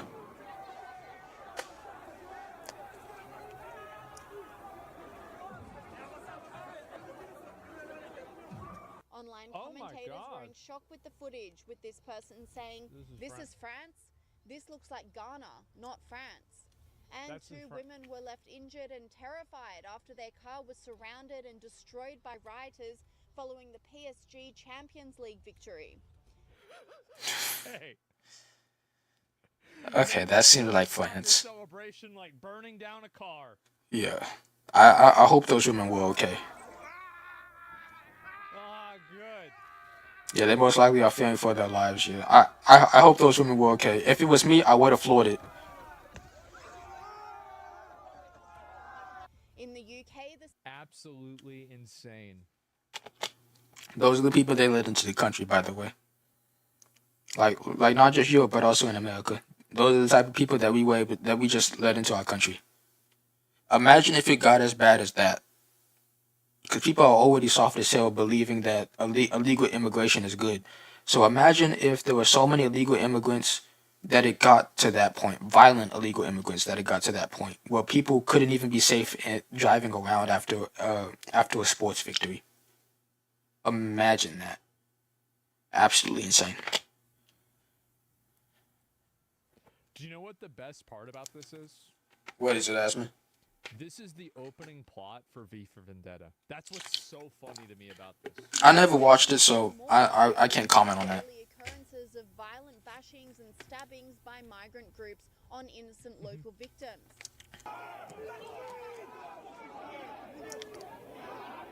Look at this. It's just a fucking game. Well, here's the reason why it happens. The reason why it happens is because they get away with it. It's simple. They get away with it. There's enough of them in the area, and they think that nothing is going to happen to them. Yeah. And that's the reason why. They don't do this in like, and this isn't. You've got to understand that like this is not simply a religious issue because Muslim majority countries like Saudi. You think Saudi Arabia puts up with this shit? No, they don't. Fuck no, they don't put up with this. They enforce their laws. What do you think happens? You go around, you do this over in Dubai. You're gonna get fucking imprisoned. Yeah. You're dead. You're gonna get your balls chopped off. And so the problem is that the people do this because they know they can get away with it. Absolutely.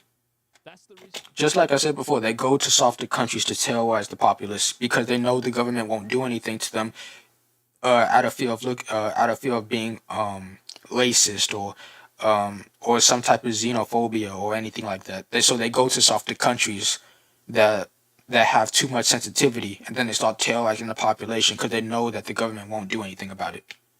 Then why? Saudi Arabia is a dictatorship, man. Is it not a kingdom?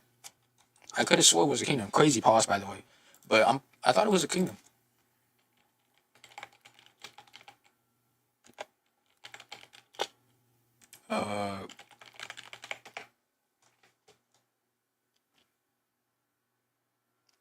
Yeah, it's a monarchy. It's not exactly a dictatorship. Like it is authoritarian, but it is it is a monarchy. What is a unitary state? Oh yeah, so it is just a monarchy. That's what I thought. Still not getting away with it over there. They ain't. I mean, they're not. Yeah, well, you call it whatever you want to call it. Like you can say, you can say fuck the government, fuck the corruption, fuck whatever. If a country is accurately enforcing their laws to where shit like this does not happen, I am all for it. Do I hate the government? Yes. Do I hate the corruption? Yes. Do I hate the policies? Yes. But if a country can establish their self-defense and security forces to where shit like this does not happen, then I am all for it. But like, they still not getting away with it. And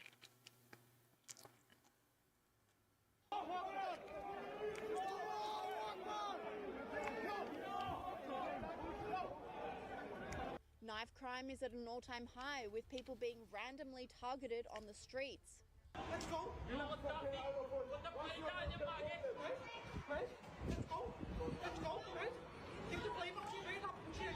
he's got his left hand. Yeah, that's a fucking knife.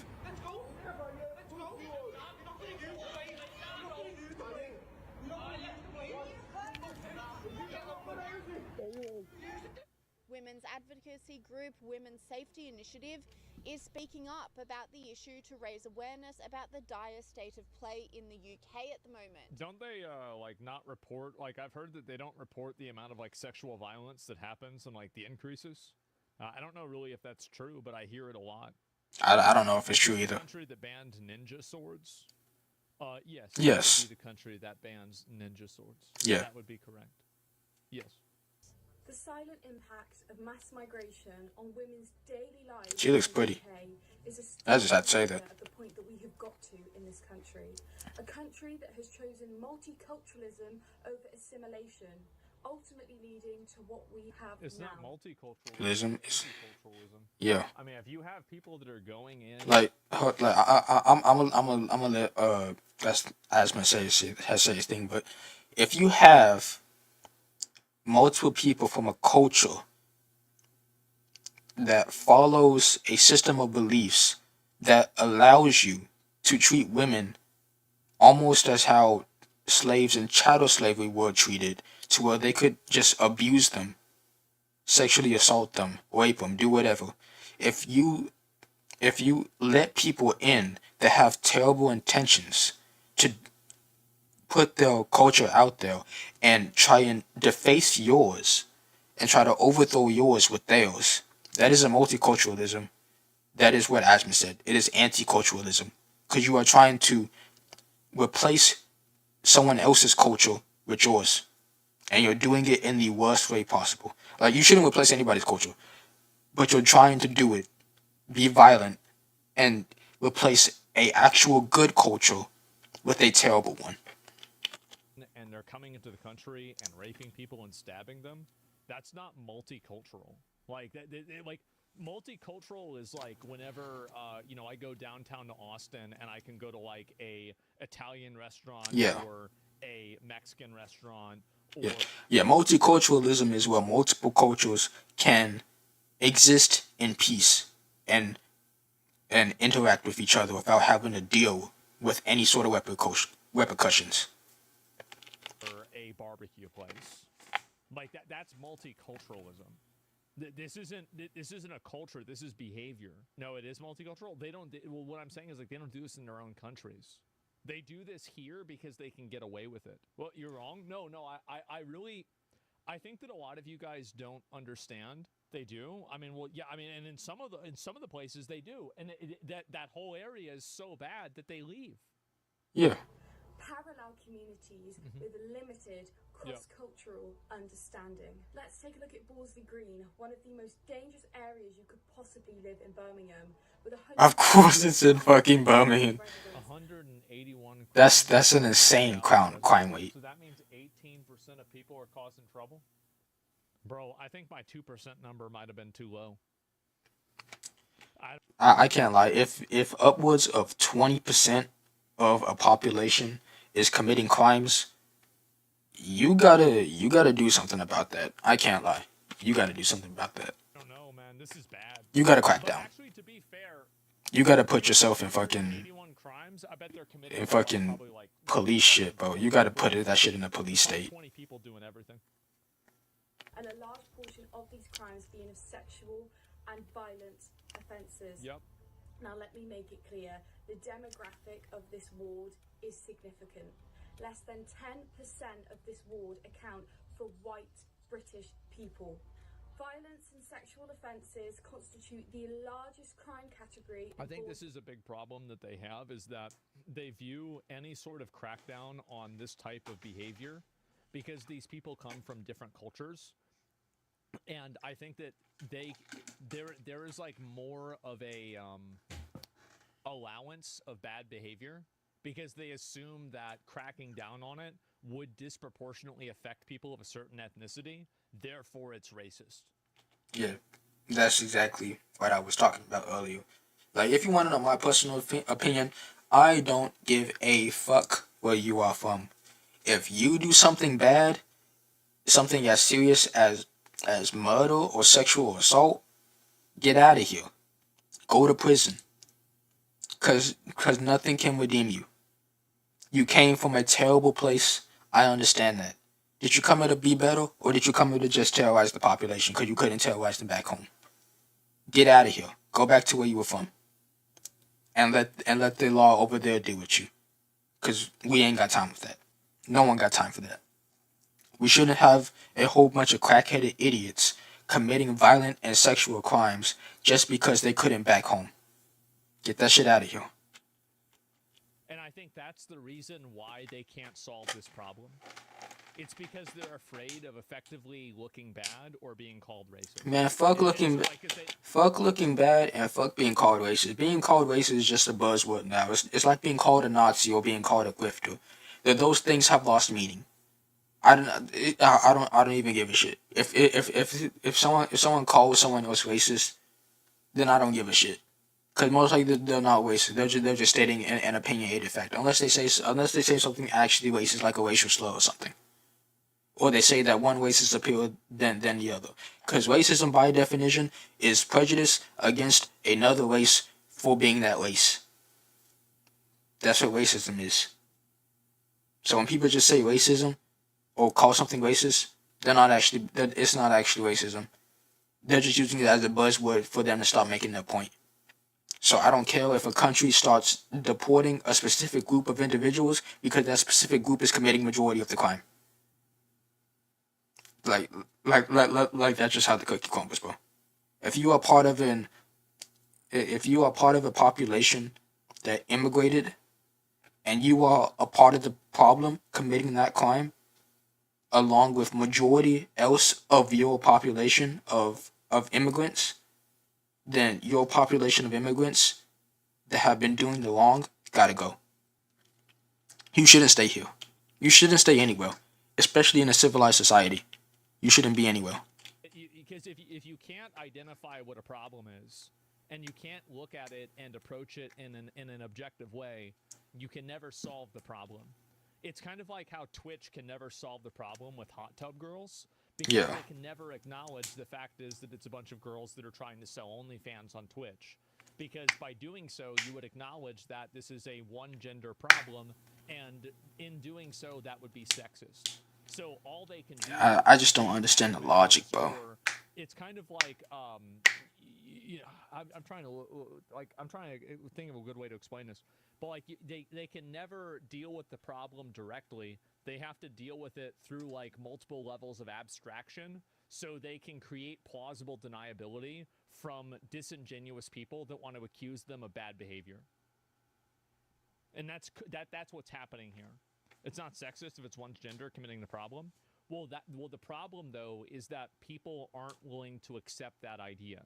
They're just gonna see it as sexist. Still captured by the idea of if a certain policy or a certain action disproportionately affects a group of people, then that policy or action, if it disproportionately affects a group of people who are deemed marginalized, is fundamentally racist.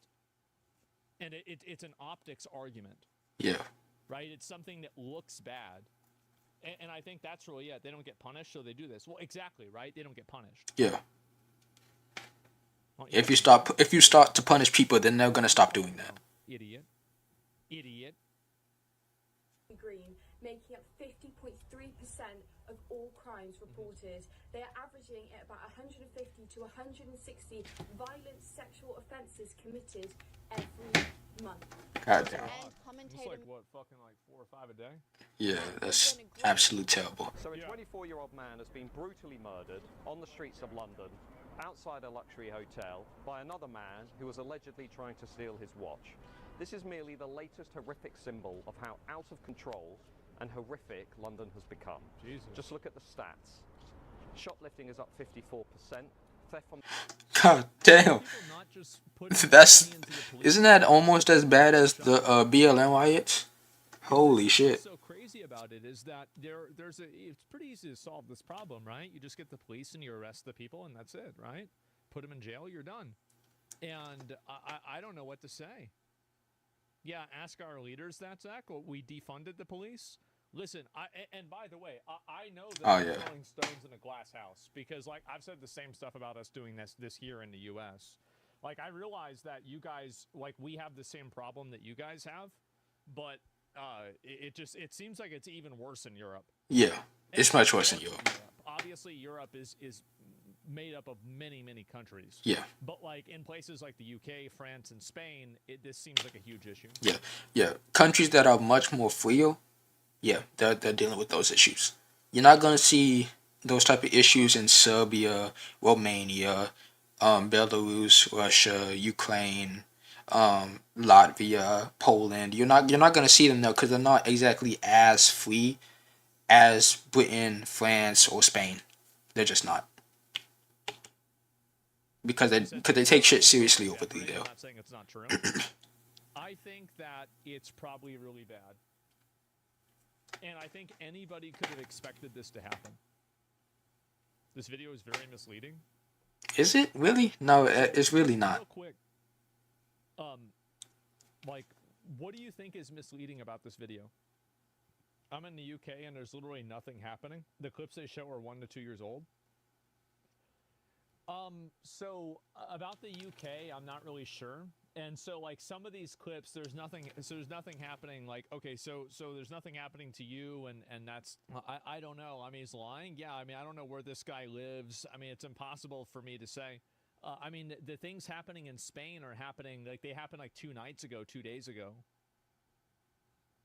If they're happening in one place, then they'll be happening much more else. This is a problem, though, right? I mean, like if you see like all this mass migration in the country, you're in London. Like, do you see this as a problem? Like, does this seem like an issue to you, or do you think it's good, or maybe not good, but like a neutral effect? Yeah, he's bullshitting you. Well, I don't know if he is or not. I mean, there's no way to know at all. It's because he's ignorant of happening and discarding as a result of something else. I want to say this real quick. If something isn't happening to you specifically, that doesn't mean it's not happening to anybody else. Just because you at that point in time aren't being robbed, that doesn't mean someone else is not being robbed. So his argument is stupid from the get-go because it's from a personal perspective and not from an overall perspective. Could the clips be 1 or 2 years old? Probably, but that doesn't mean that they still ain't happening on massive scales. We have some refugee problem, but there are not riots at the moment. Well, no, okay, that's fine. Yeah, I didn't say there were riots. There's riots in Spain, but not in the UK right now, as far as I know. The person is up 41%. 70,000 phones were stolen from people in this city last year alone. There's a rape every hour. Sexual offences are through the roof, and it's not just the crime that bothers me.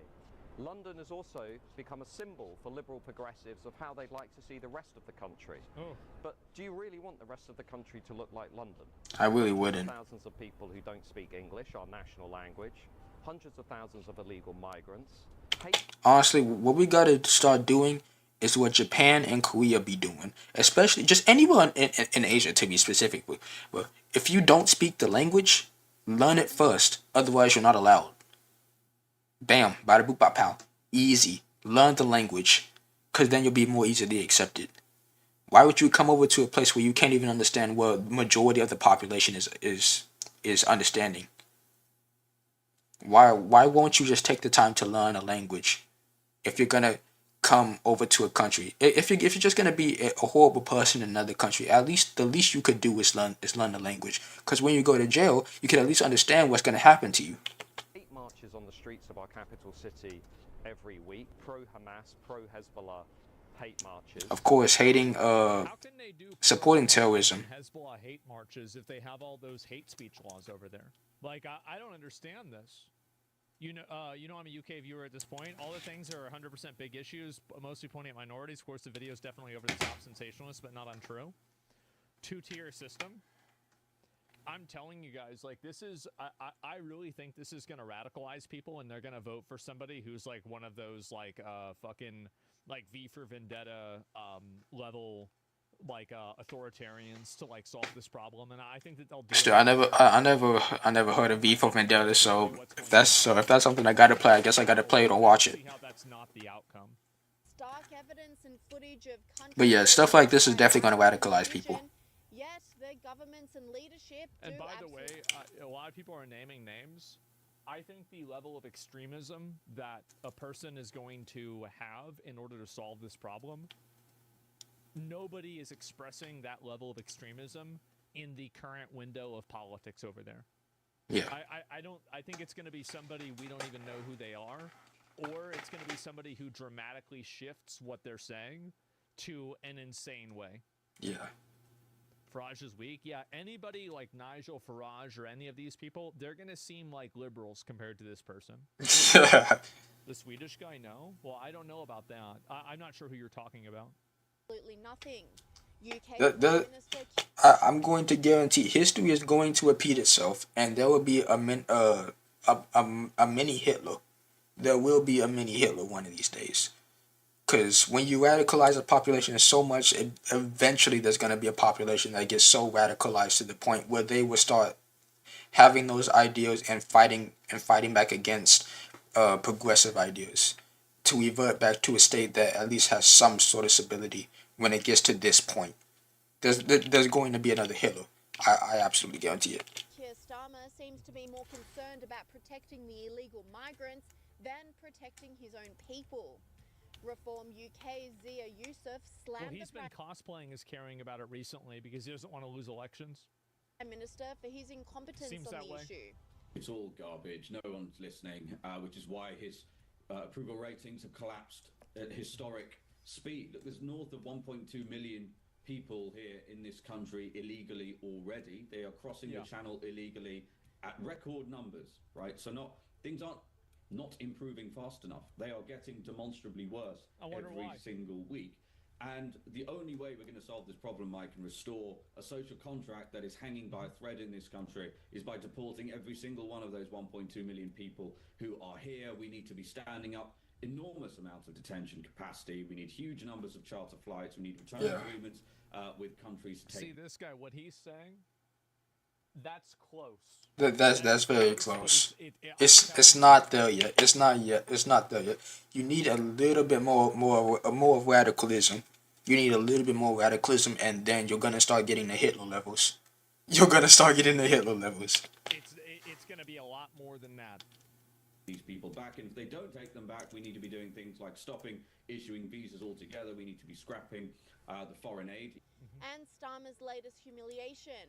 His deal with Emmanuel Macron of France over illegals, which commentators believe will have absolutely no impact on fixing the current issue. As far as their main kind of policies go, one of them they bang on about because of that ridiculous and ludicrous summit last. Check crime stats yourself instead of fear-mongering, attention-grabbing videos?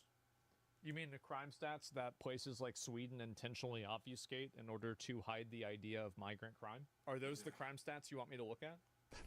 Come on, bro. Most of the shit is biased now. You gotta look at these videos. You know, they seem to think that finding some form of middle ground and finding an agreement on stopping the migrants is going to stop them. Well, it isn't.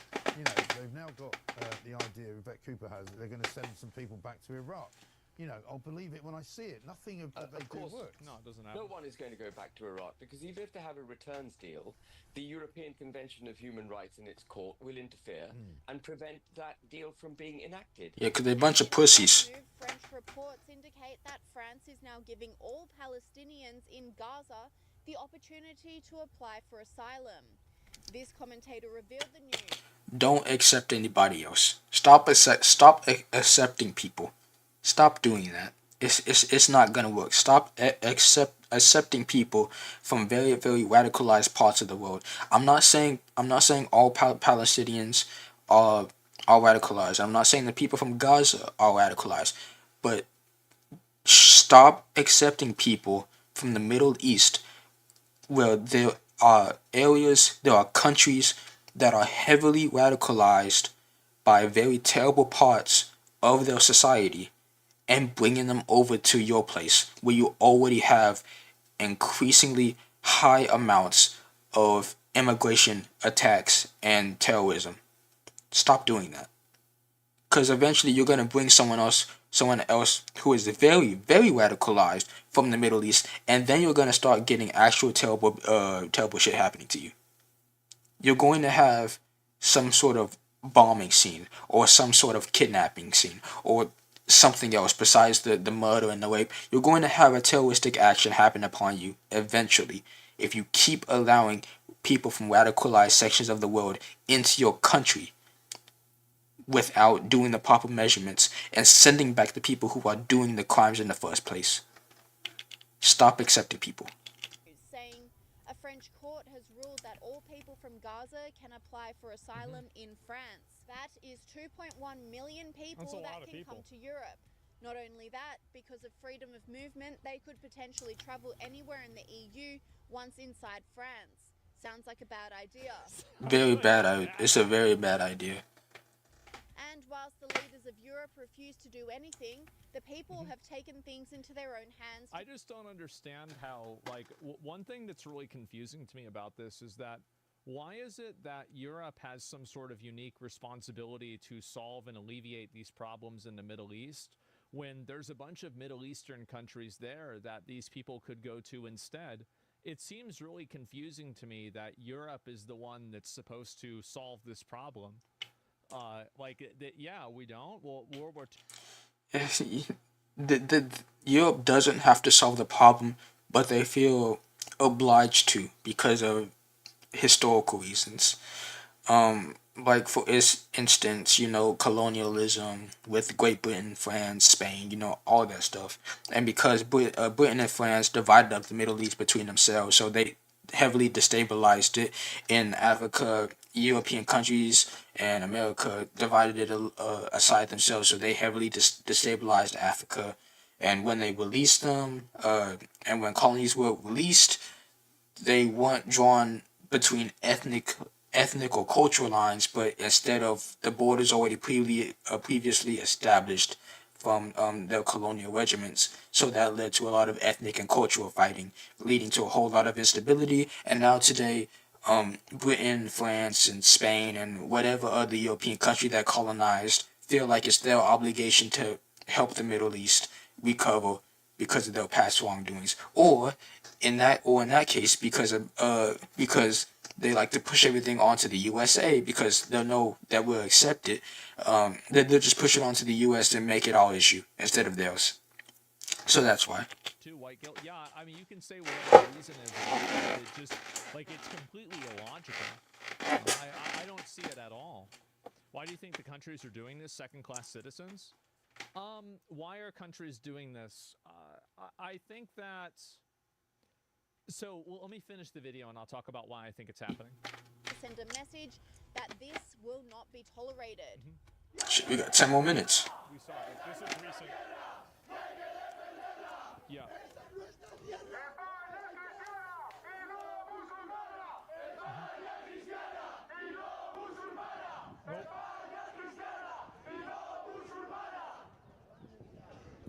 Spaniards have also had enough and are responding with violence. Yep, here we go. Oh boy.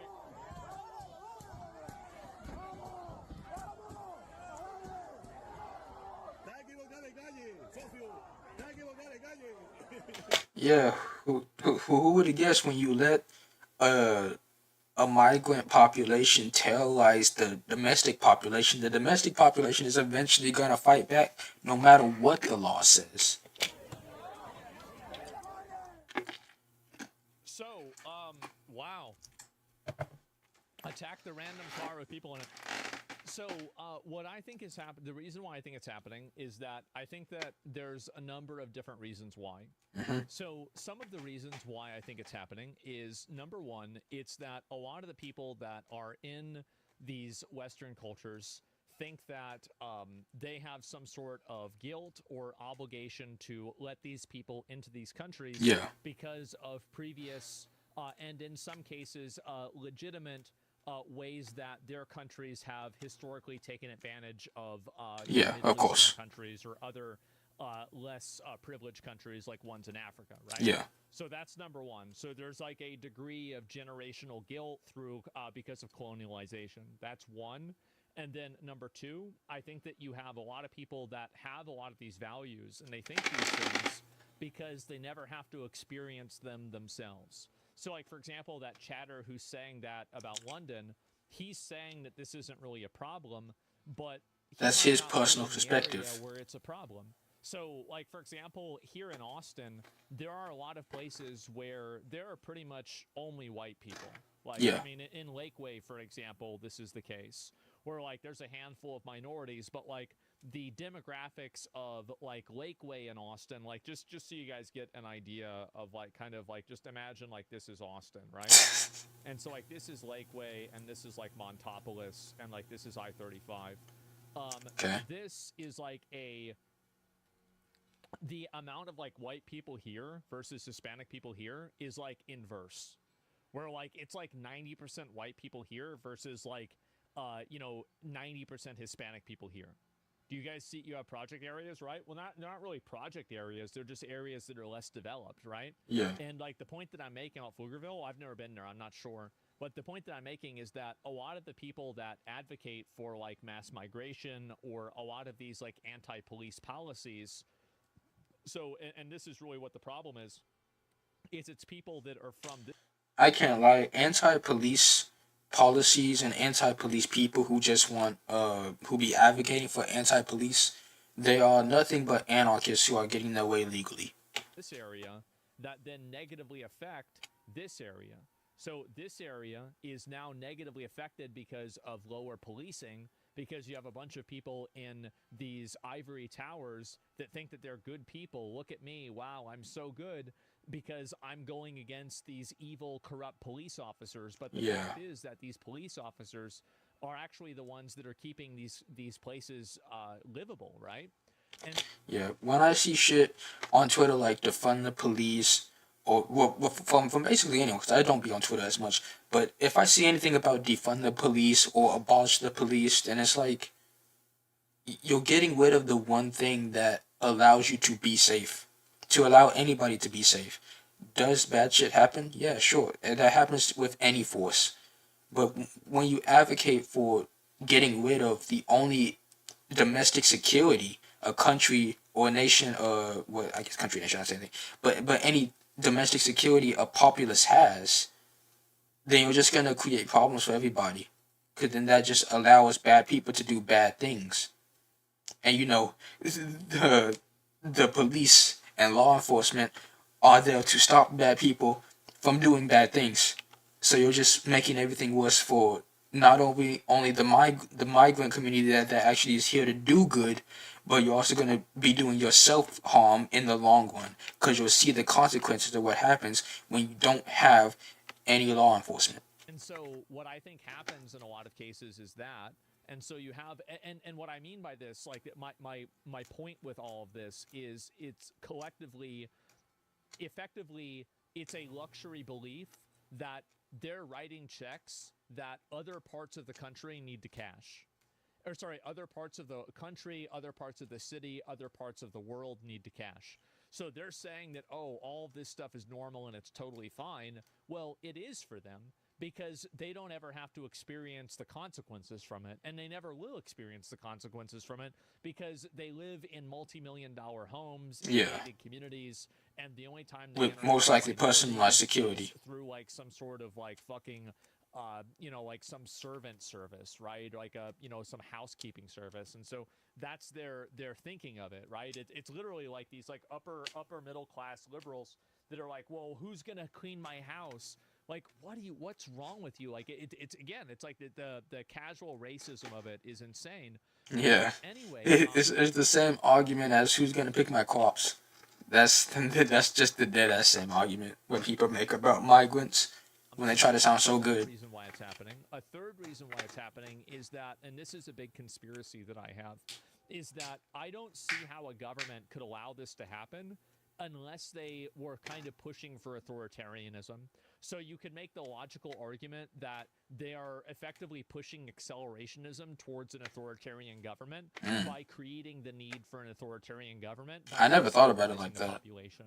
Now, I don't think this is necessarily what's happening, but if I was a conspiracy theorist, that's what I would believe. I guess that's sort of what happened with Hitler's rise in Nazi Germany, because although like Jews weren't rioting or anything, he made that fear, that that caused him to push towards an authoritarian government because he was able to slowly restrict rights and restrict policies that were helpful towards um, minority communities and minority groups within Germany, and then that's how he was able to consolidate power and establish his own system of racial dominance and authoritarianism. So yeah, that is an interesting theory because it has some historical relevance to it.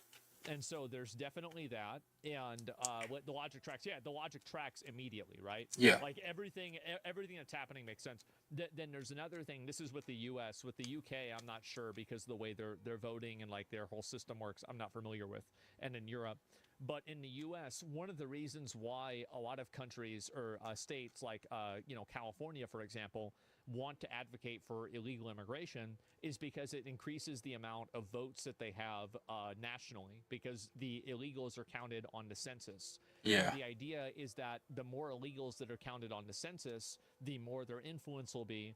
And they're assuming that these illegals will vote and behave, and their children will vote and behave in a way that is beneficial to them. So they're making like a long-term generational investment in having these people come over to the country, and then hopefully having some sort of generational obligation or loyalty to the party that allowed them to do that. Which is just not usually gonna happen. It like I know someone said reaching, it's definitely not reaching, because it's just not gonna happen. Because there's always gonna be bad apples. Like sure, you'll have a few illegal immigrants, populations that yeah sure that they vote, they become loyal, and they're still illegal, sure, but then you'll still have the majority, well not majority, but a significant amount of bad illegal immigrants that aren't going to do that loyalty segment and aren't going to do that voting segment. They're just there to fuck shit up. They're just there to cause trouble. They're just there to serve their own self-interest, because they wouldn't be illegals if they weren't selfish and trying to mess stuff up. Out of reach, this is literally just the truth, right? Like that's the way it works. And so illegals can't vote, but their kids can, because they have kids here, and the kids are protected under the 14th Amendment. Yeah. And they grow up to be citizens, and then they vote. And then they vote in the best interest of keeping their parents, who are illegals, in the country. You see how that works? There you go. And so, again, like, and the bro's cooking. No, that's, again, like, this is just logic. And so once you deconstruct these ideas, I think Someone said racist talking point. Nigga, it's not racism if your entire country's on the line. Why is it happening in Europe? I think also Europe has, and this is especially true with countries, especially, I mean, the main one is Germany, right? Yeah. Is Germany has like a lot of generational guilt because of World War II and the Nazis. Yeah. So a lot of countries in Europe view not helping these other developing countries, especially if these countries are not the same ethnicity of them, they view not doing that or approaching solving problems that like groups like this create, like for example, like the gangs or whatever, they view solving these problems as racism, and it makes them afraid to deal with it because they don't want to be seen in the same way that their ancestors are seen.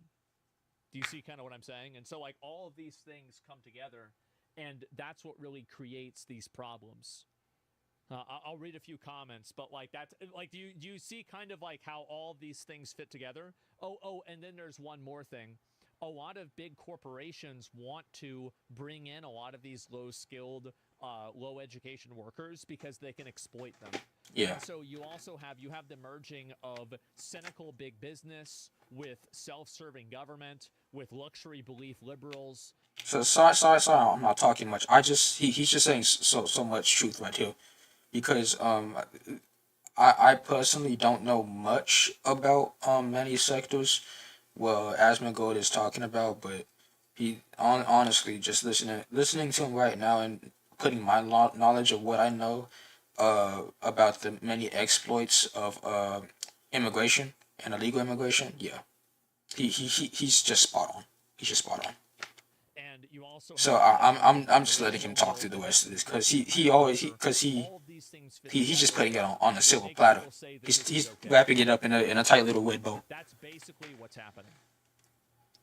And I think that's like, if you put everything together, that's the issue. Especially with what's happening in Spain. We're done with this generational guilt shit, though. Well, I mean, not yet. Obviously, Not yet. There's still gonna be generational guilt. us on the internet, you need to understand that we are in an echo chamber. There are a lot of, and this is Come on, Michael. true with like. Oh shit. I would say this. Oh shit. I might. I nearly. Hold on, guys. I just fucked up my mic. 1 second. 1 second.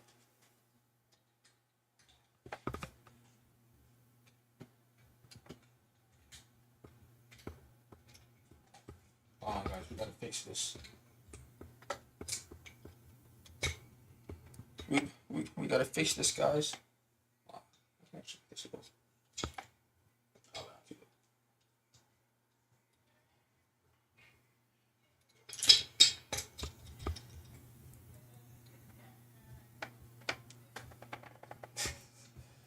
I fucked up my mic.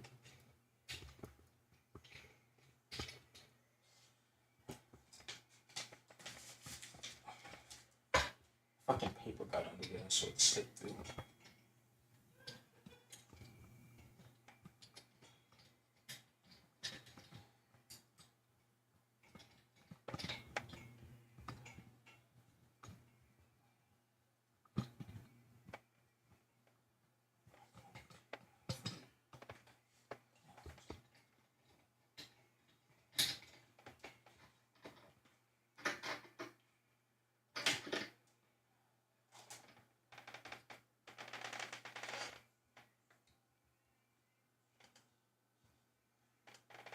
Okay, it's fixed. Maybe I should start just putting my mic near my face like this. Just putting up and put my face so close to this. Just doing that. I know your ears probably hurt like fuck right now. Yeah, it'll stay right there. Okay, continuing. This is like 45-plus-year-old people. A lot of those older people are still captured by that type of thinking. They're still captured by that type of thinking, and they're still inside of that box. And the reason why is because the government keeps them there. Yeah. The government keeps them there. The media keeps them there, and they're not able to get out of it. It's mainly boomers. It's boomers and some Gen Xers, but it's primarily boomers and people that are like really 50, 55 plus. And you can see that with a lot of these like Trump protests, for example, is that you either have two groups of people. You have young women that are probably, you know, like fucking mentally ill or something. And then you also have a lot of old people, right? And I would bet you they are blonde. Like the amount of people that are keying Teslas or anything like that. You have it there. Millennials too. Well, that's why I was talking about mental illness, right? Yeah. And generational conditioning. Well, tell them they're wrong. Well, yeah. You can tell them that they're wrong. This problem will solve itself when those people generally just die out, because that's what's going to happen. Is they're going to die, and then the people that are going to replace them won't have the same values because they didn't grow up in the same way. Yeah. And so once enough of those people die, then you'll see a big policy shift. Right, it's sad. It's a sad way to look at it, right? Because like, well, But it's just, you know, people are parent age. yeah, it's a terrible way it has to go, but it's just how it has to go. The first generation has to die, so the next one can pick up the mantle, and hopefully the generation that spurs is much better. But the reality is that yes, I mean this is the circle of life. Like this is just how it is. And so die from age, right? Yeah, of course. Yeah. Like, yeah, they just get old, and you know, like that's Pass what away. people do. Old people die. Like that's life. Okay, beautiful video. Beautiful video. Now, time for some gaming.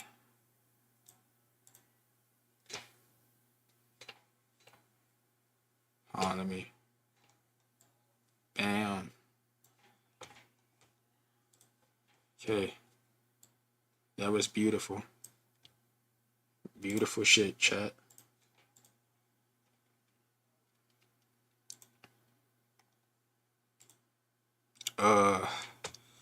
Okay. I just fucking closed Steam. Okay, so I don't think I'll do Marvel Rivals. I've honestly been really out of it. For Marvel Rivals, I've just lost interest in it. So maybe we'll do it, maybe not. But it's just how it goes. Anyways, FNAF 2. We're gonna do some challenges today on FNAF 2. If we can beat it. That's the thing, if we can beat it. Shit, loud as fuck. No, it doesn't seem loud for you guys. So we got, well, I have 2 stars. Christ, that's loud. Yeah, that's better. So I currently have 2 stars. I played this in the meantime. Oh, let's get that night 8. You saw it? Okay. So first one, 2020, new and shiny, Double Trouble, Night of Misfits. I already did Foxy because that one was easy. Ladies Night, Freddy Circus, Cupcake Challenge. Yeah. Fuck. This game be scaring me sometimes. Let's just do new and shiny. It can't be that bad. Famous last words. It can't be that bad. I'm gonna get my mouse and shit ready to work. So if you know how FNAF 2 is played, you know the drill. I should use the bathroom. Fucking hell. So that's 1 laugh. If he laughs again, that means he's in the vent.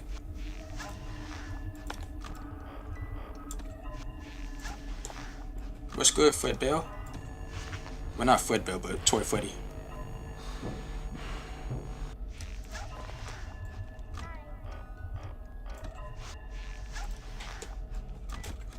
Fuck. I think I'm dead.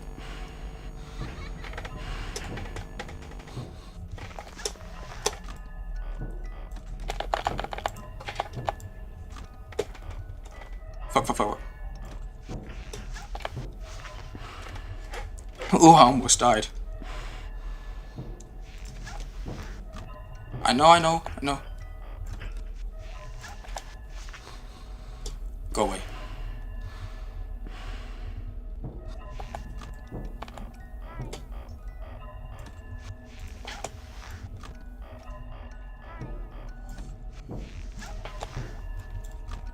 Can you like just piss off for like 1 second, man?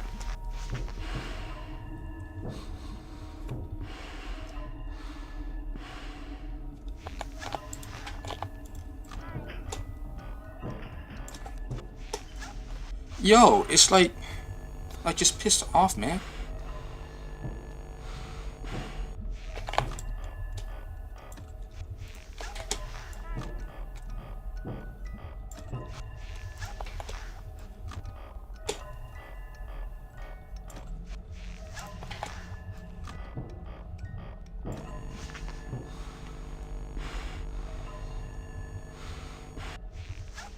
Oh, I can't do this. My heart can't take this, bro.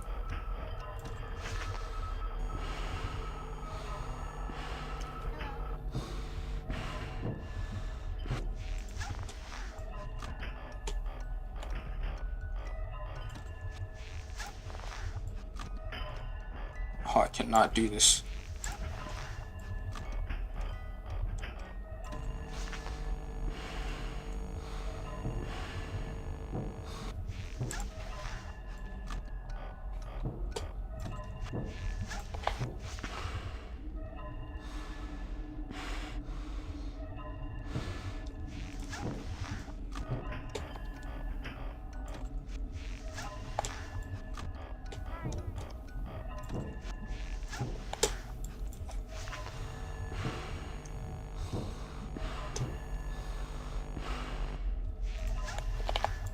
What the fuck? Okay, I'm dead.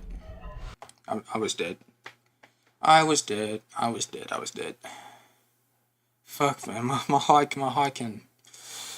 Oh, my heart cannot do this. Fuck me. Oh, there is actually one game I have wanted to play. It's Earth Defense Force, but you kind of need friends for that, and I ain't got friends. Yeah. I ain't got friends for that. Oh fuck. Okay. Shit. I cannot do FNAF 2 this early in the morning. Maybe another shit. I can't. I just can't do FNAF 2. It's a little too stressful for me, and I'll force myself to fucking play that. Shit. Do I wanna do Up Defense Force? I mean, they got spiders in it, and that's gonna trigger my arachnophobia.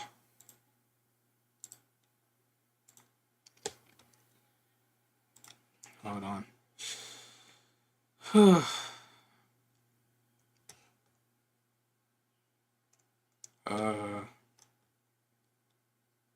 Fuck, we may have to do Marvel Rivals.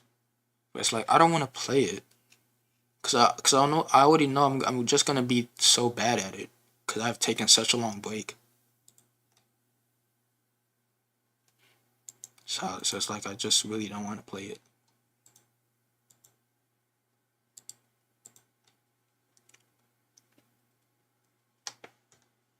Fucking hell.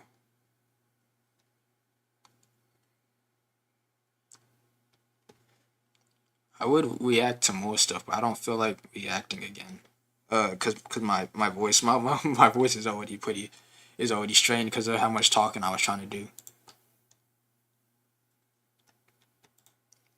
Alright, fuck it. We can do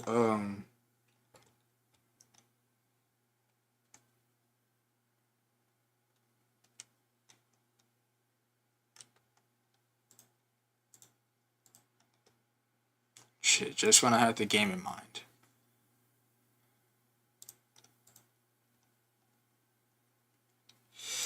Okay, we can do fucking Iscorain? We could do Iscorain. Yeah, okay, let's do that. Let's do Iscorain. Let's play a little bit of Iscorain. And then we'll play another game, and then I'll get off at about 12.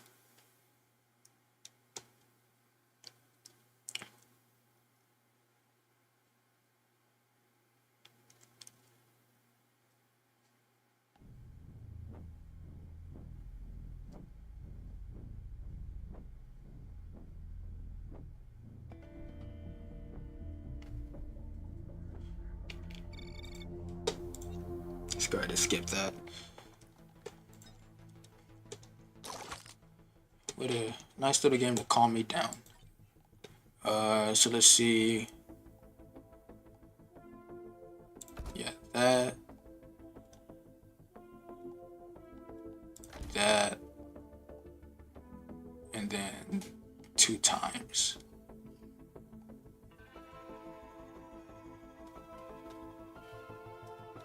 Yeah, monsters ones are doubled.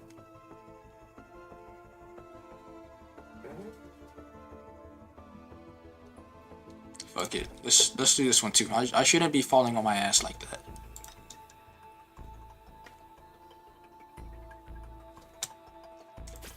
Who should I pick?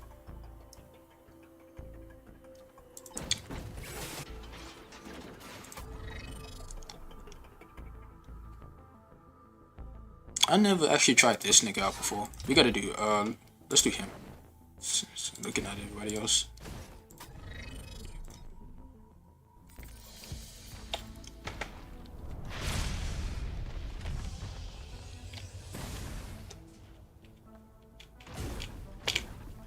Oh, okay. So you double tap to hover. This nigga trying to move like he a god or something. Oh, that shit's cool as fuck. Let's hit this.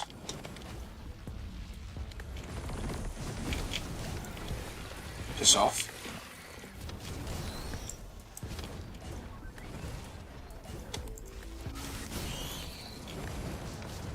Okay, he has that cooldown.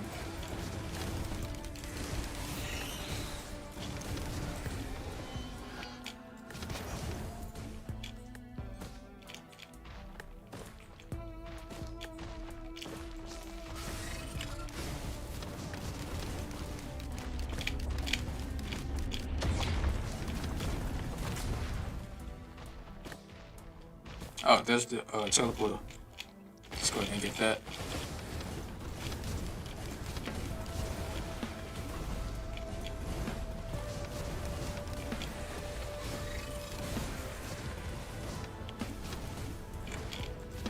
Motherfucker trying to act like Liu Kang.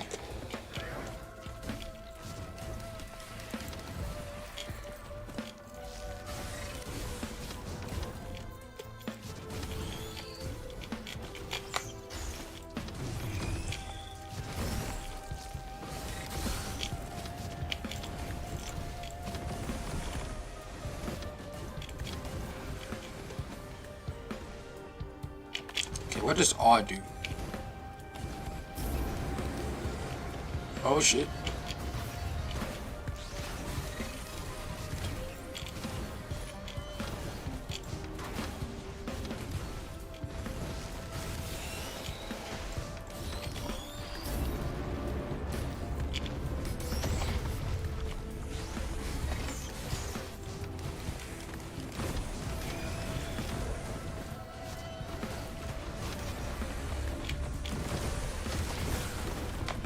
Oh shit.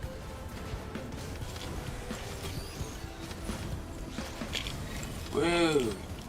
Okay.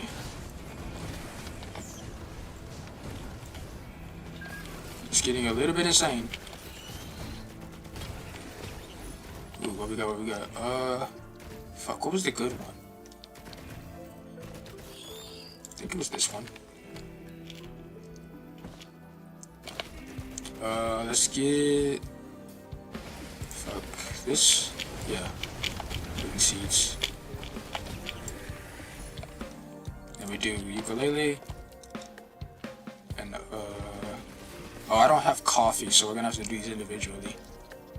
Let's get that shield.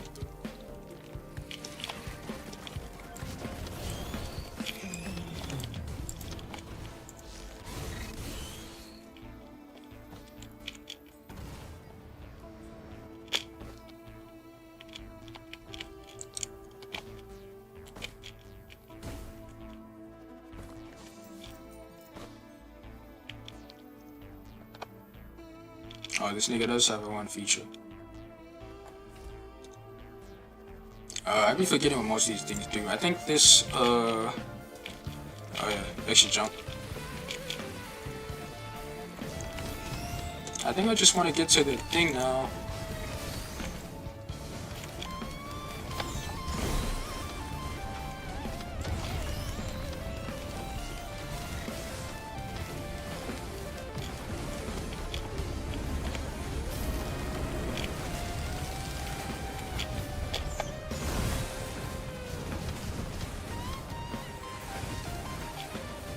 It's like being a tank player.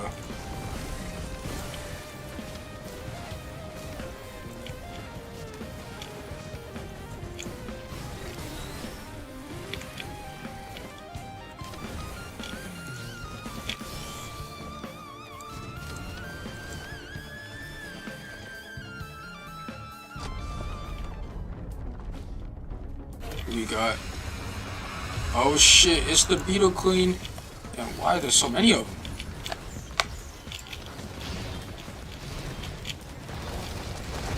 Oh my goodness.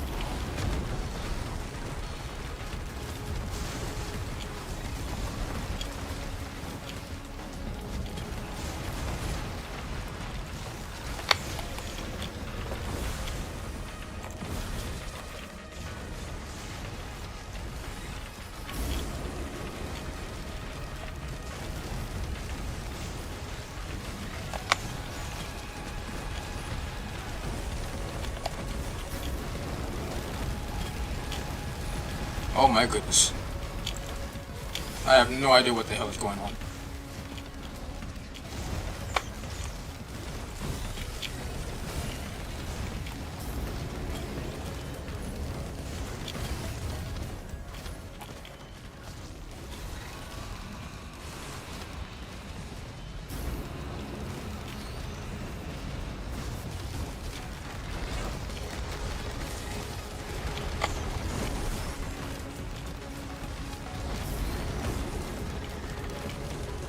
Oh, never mind. Kill him. Thank you.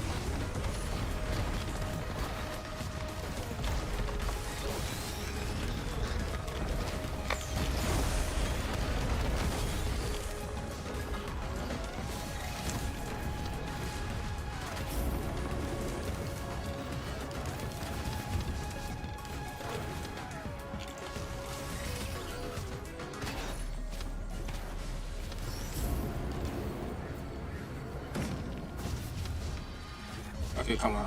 I gotta collect myself sometime now.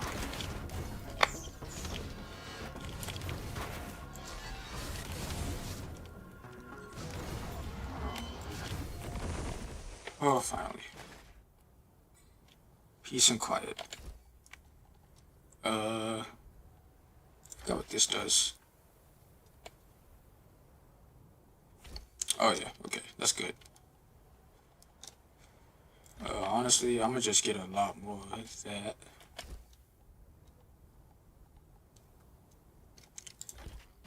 Yeah, give me that.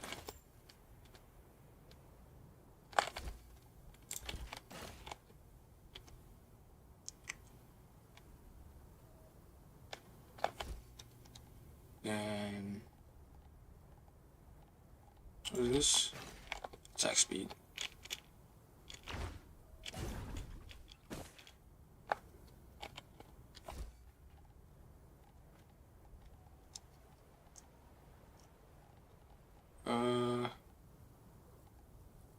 This one. Splat. Honestly, you can just give me attack speed, bro.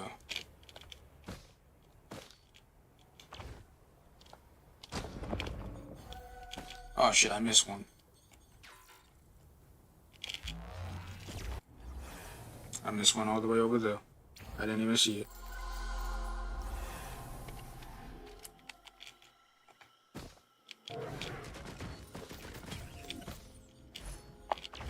Come on, wait.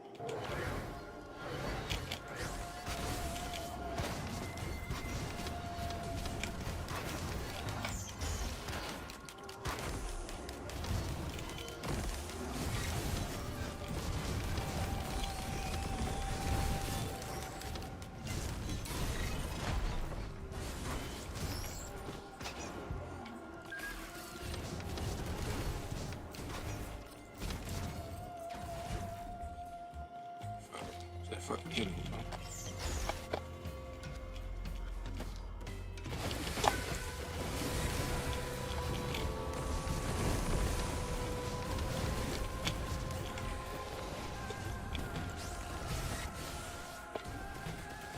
There you go.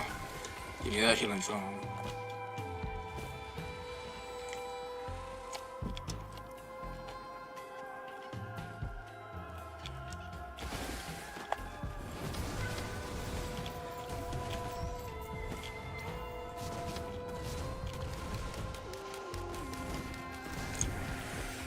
Let's just try to find the area to get out of here.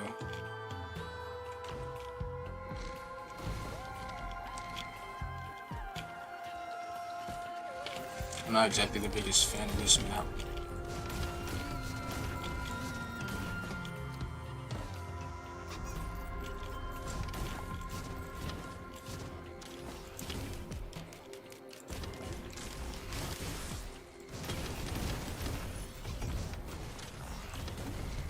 Ow.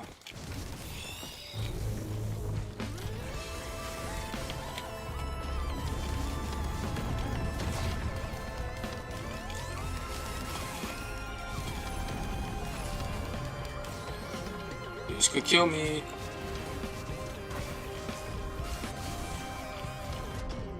It killed me.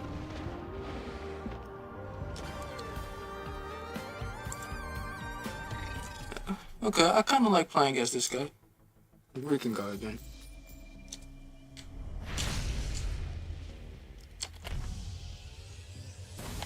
Off it. Thank you.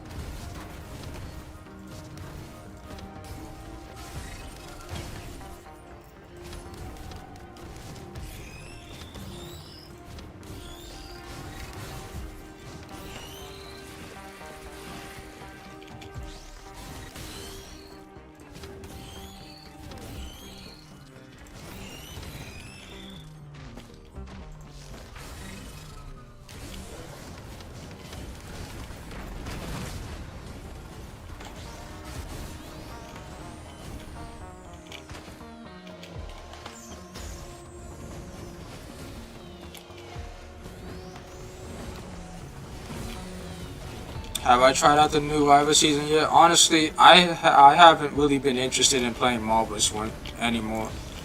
Maybe, I guess maybe in a couple of minutes I'll try it again. But honestly, I've just not been all that interested to play Marvel Rivals again. Honestly, it's honestly because I feel like it may get to a point where there'll be so many characters to where it'll just be you have to choose a certain character, otherwise you're just not gonna win because of meta. And I've already feel like it's already sort of gotten to that point with how the devs be treating some characters and their abilities. But maybe that's just me. And also because I've been very reluctant to play it because oh my god, because of how the internet was last time, and I'm just not trying to be like a detriment to any teammates I have, because you know it's a team game.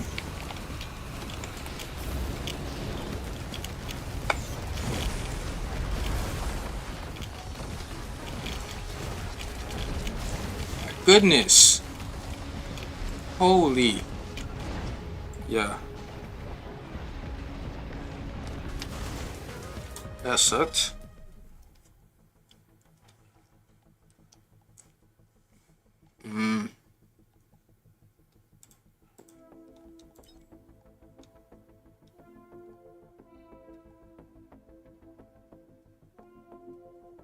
Plasma ball, flame ball, nano spear.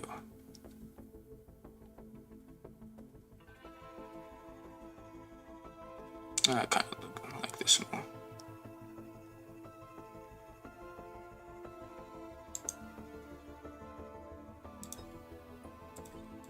Oh yeah, that looks cool as fuck.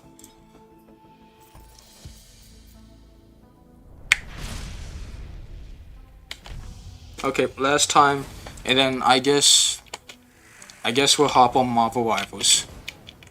We'll see what's going on.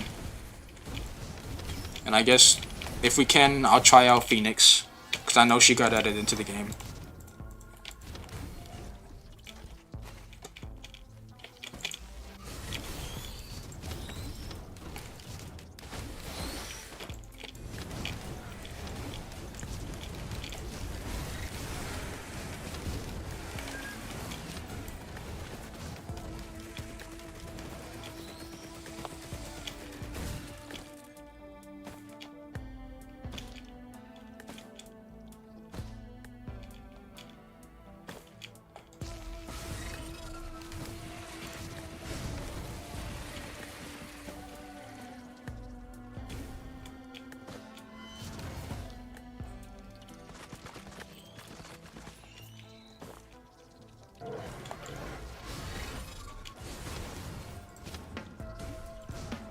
Like they not? You guys not?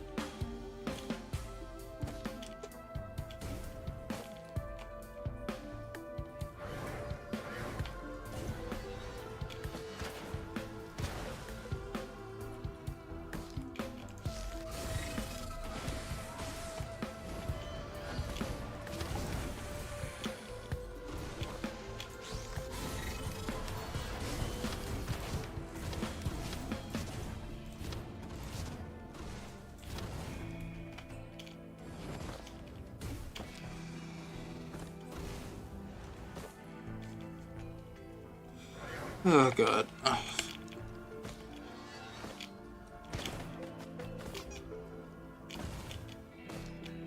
Just trying to ignore him. What's that portal? Is it? There it is.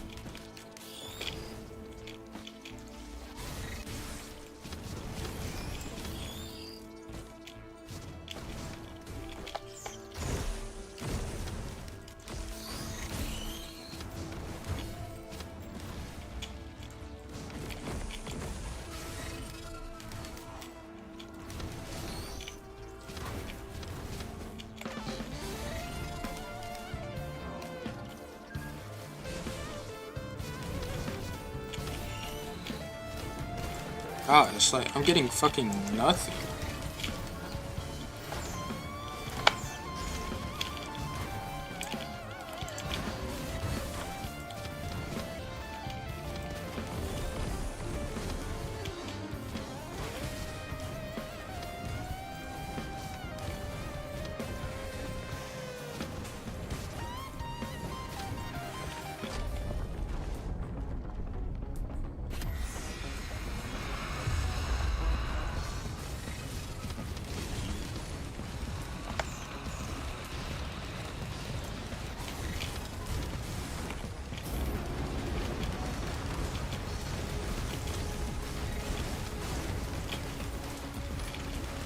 She's dead.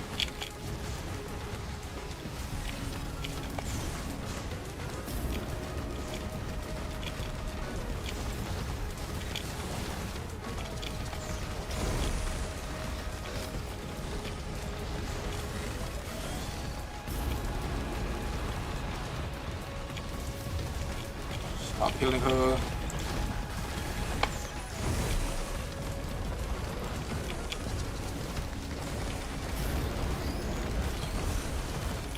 Oh my goodness, bro, I'm just getting overwhelmed. Yeah. Oh god. Okay.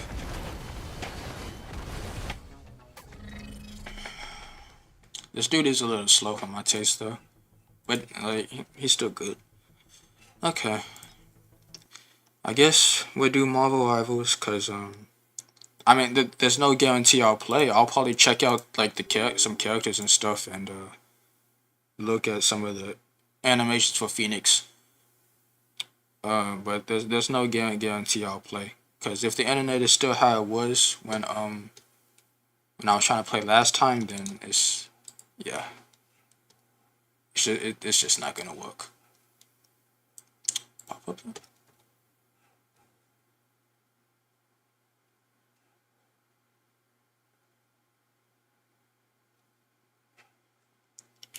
Where the hell is? Oh, let me. Yeah.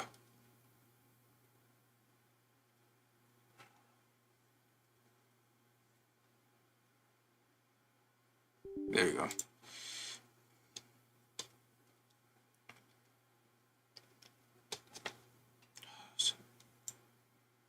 Oh, there it is. Okay, let's do this.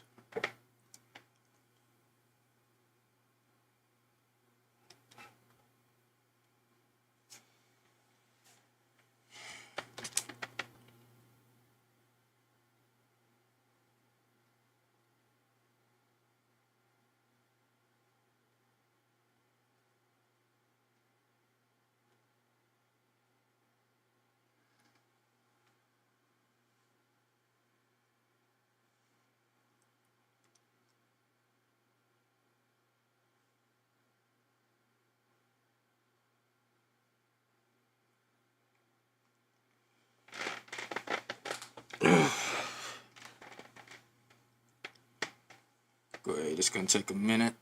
I guess Marvel Rivals got new upgrades to the graphics or whatever.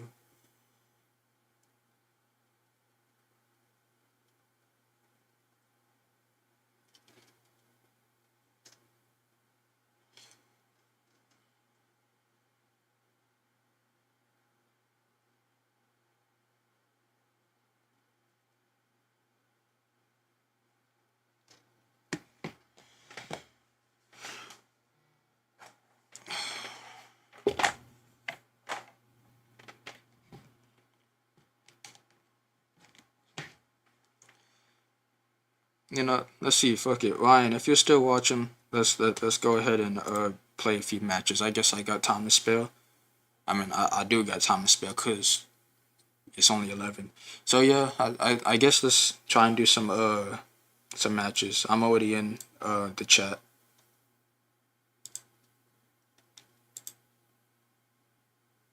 Wee woo.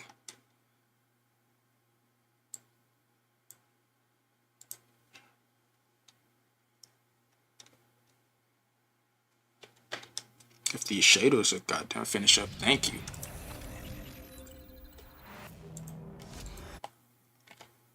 Yeah, we don't care about all that. What we care about is getting to the game.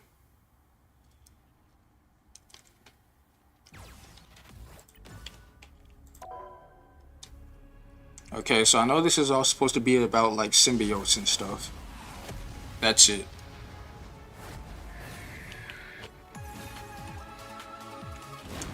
Bonds 3. I wonder how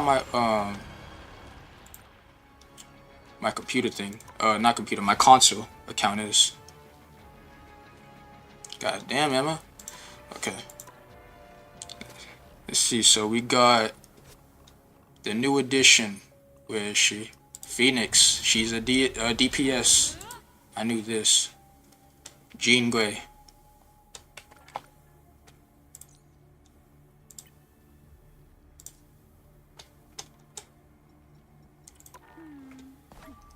We go to play. It seems like.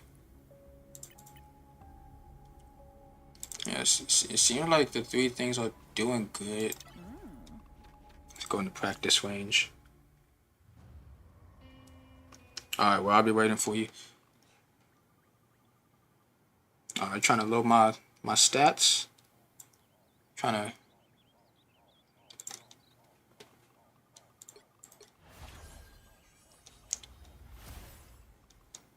Okay, let's take a look at. Where is Jean? There you go. I'm still the same old Jean Grey, but I'm also so much more.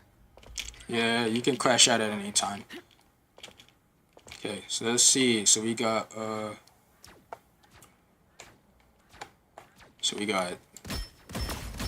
I was holding back. God damn. Double KO. Holy shit. That is okay, so she has so when you fuck. So when you hit, there's a little thing that goes on top. You hit again, it'll explode. And you only get 12? Holy shit. Just make it 3 or 4.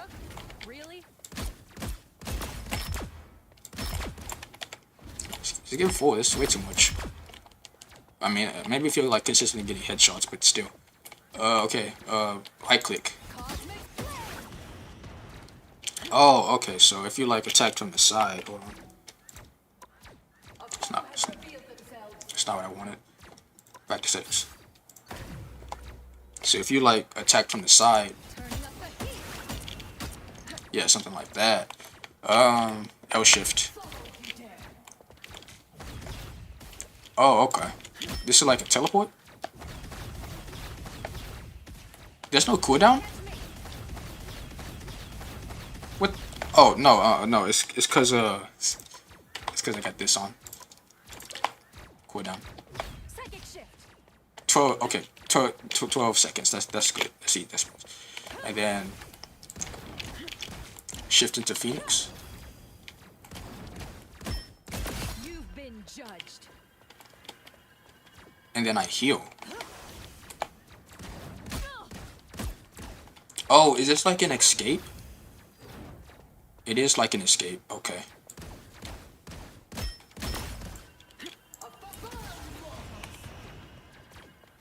And then we have Q. Wow. Okay. That's something. Wow. Okay. Well, I guess we can give it a little bit of a try. There's nothing wrong with that, I guess.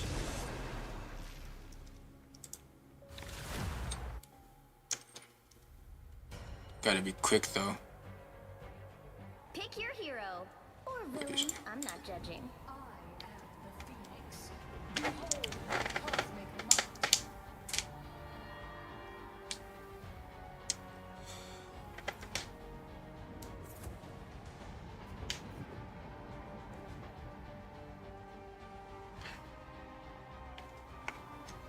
I'm so rusty at this game.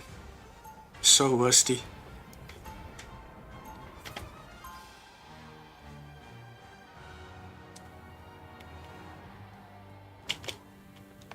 Host is an outdated term. Jean Grey and I are one now.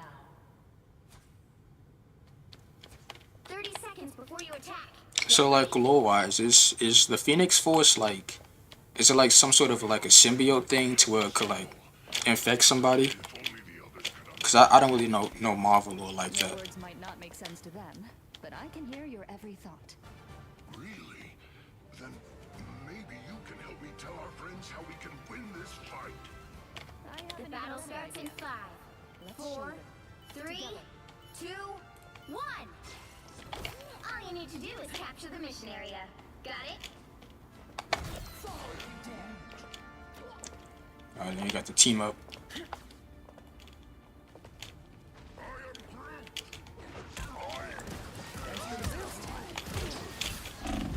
Holy shit! Oh shit, we got fucking Spider-Man. Looks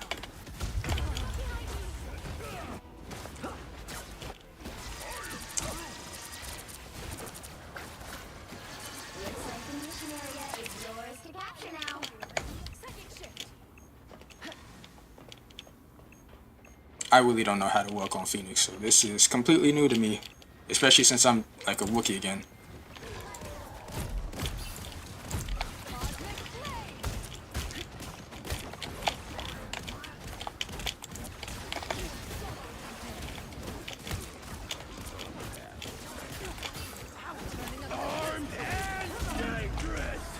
Fucking hell, man.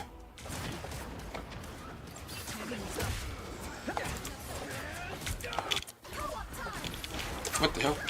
Reborn again. Good times. The mission area is yours. Just like Weapon X. Maybe worse. Can't catch me.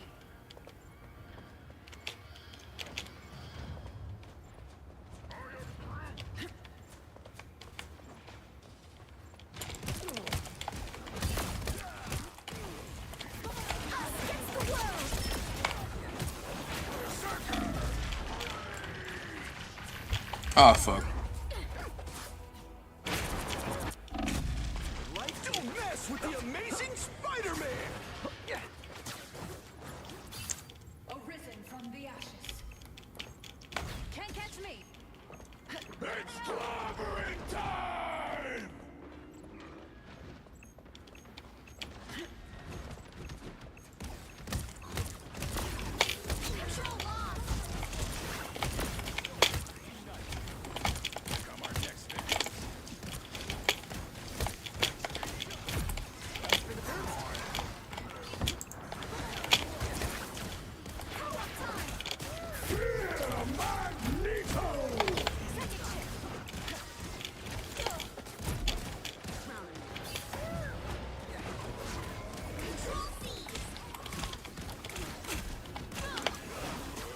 You've captured more than half of the mission area.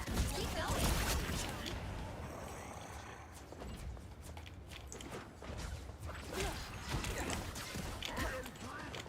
I guess as Jean, I'm pretty weak to Spider-Man. There we go. That's the issue. The issue, the ping.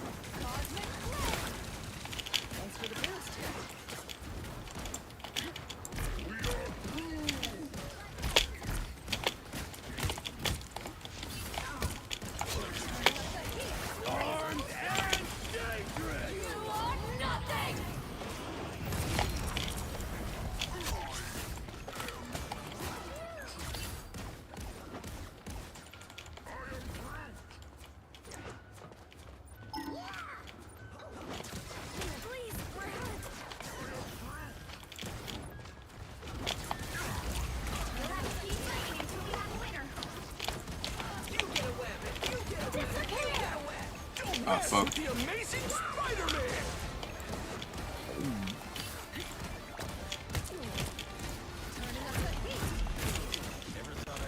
Oh, that's wonderful, Jeff.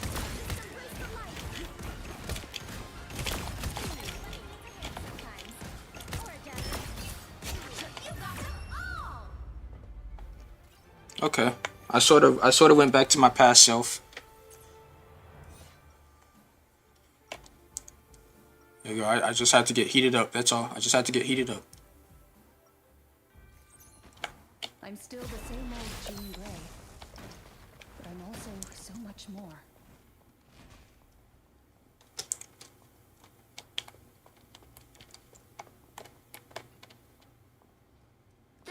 seconds before you attack. Get ready. Something on your mind, Groot? I'm just tired of all the endless fighting, Jean. All I want is a little peace. Well, it doesn't take telepathy for me to understand that. If only everyone else was so willing to listen. The battle starts in 5, 4, 3, 2, 1. All you need to do is capture the mission area. Got it?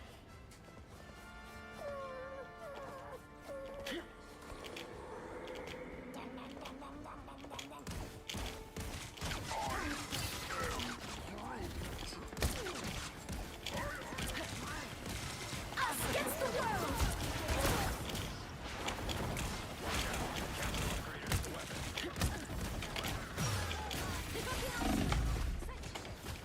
Looks like the mission area is yours to capture now.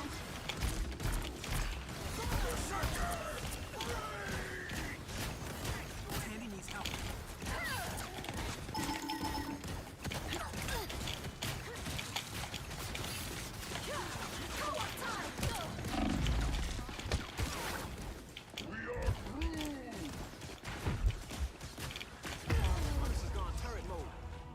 But I'm missing my shots because I'm so bad with I guess my aiming still not that good. Come back from way worse. Can't catch me.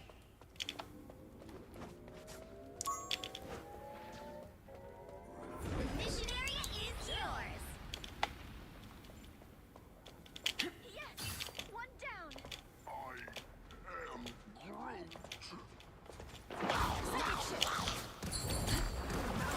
God damn it.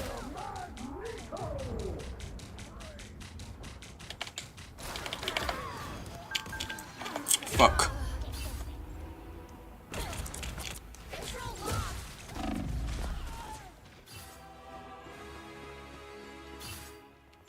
The Phoenix burns once more. Can't catch me.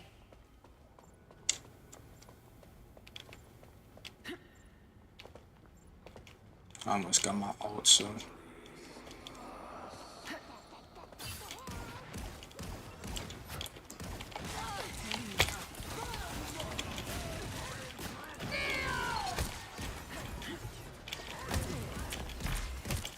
You are nothing!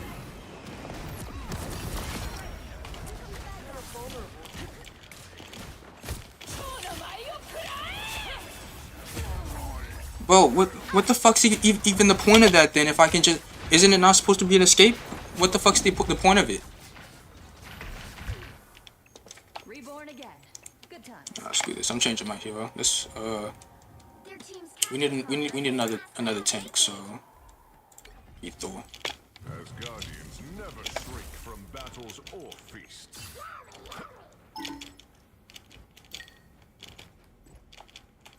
Holy shit.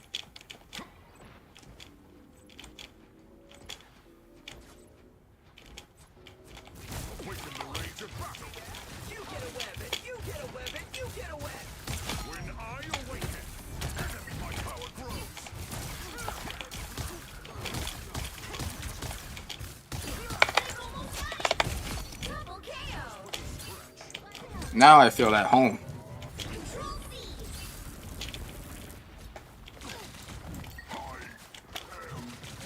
Sure, those are bad guys.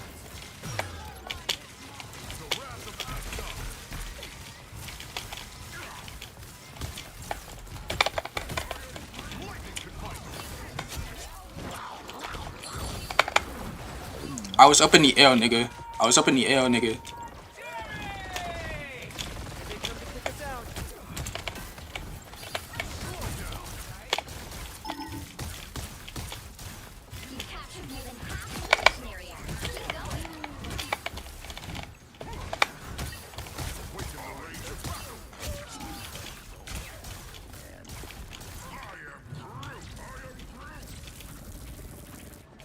Oh yeah, I'm starting to feel much better. Back with Thor. Back with my goat.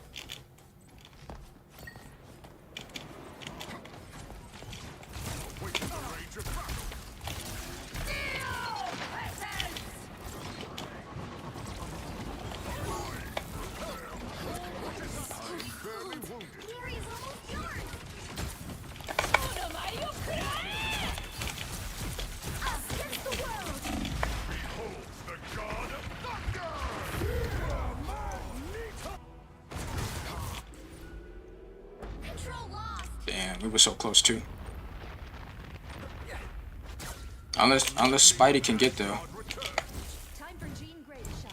They're winning, but you've still got a chance. Well, that's new voice lines. You'll have to keep fighting until we have a winner.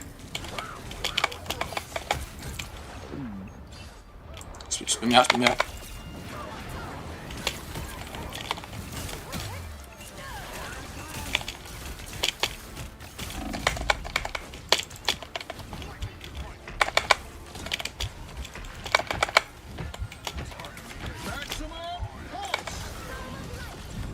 Fuck, and I had to leave because he was gonna kill me anyway.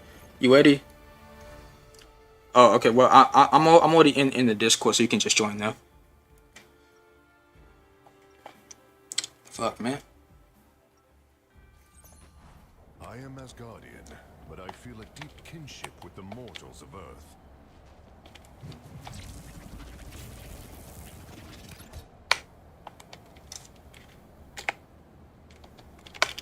30 seconds before you attack. Get ready. We thought you were gone after the vampires caught us by the Queensboro Bridge. Oh, me too. You'll never guess who showed up to save the day. Morbius. No way. Things got weirder from there. I'll tell you about it sometime.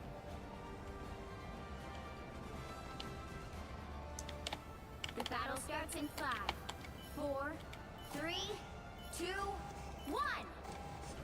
All you need to do is capture the mission area. Got it? Yo. Yo, Ryan. That was good, my brody. It's going good, bro. It's been a long couple of weeks. Yeah, it's been a minute, You glad that I'm back open up to trying Marvel Rivals again? Oh yeah, that's fresh. Cause I mean, new season, like it ain't bad. Just I ain't gonna lie, I've been on a freaking break on my Rivals too, just cause it's been so slow. And in the community, bro, just not it right now. That's wonderful right there. Oh my fucking god, bro. And I was doing so good. Oh, did you check all the character nerfs and buffs too? Nah, I ain't check all those.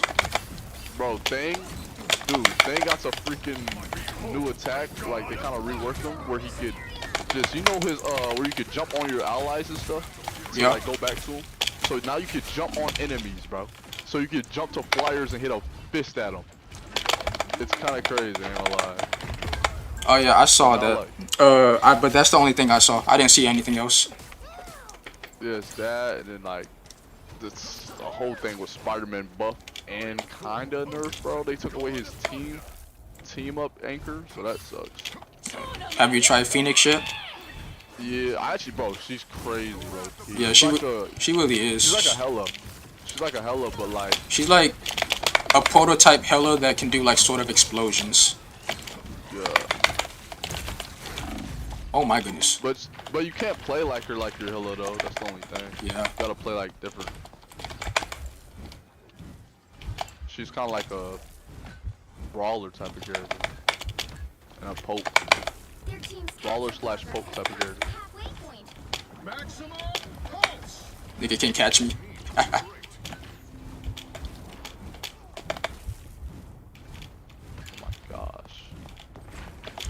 Oh my goodness.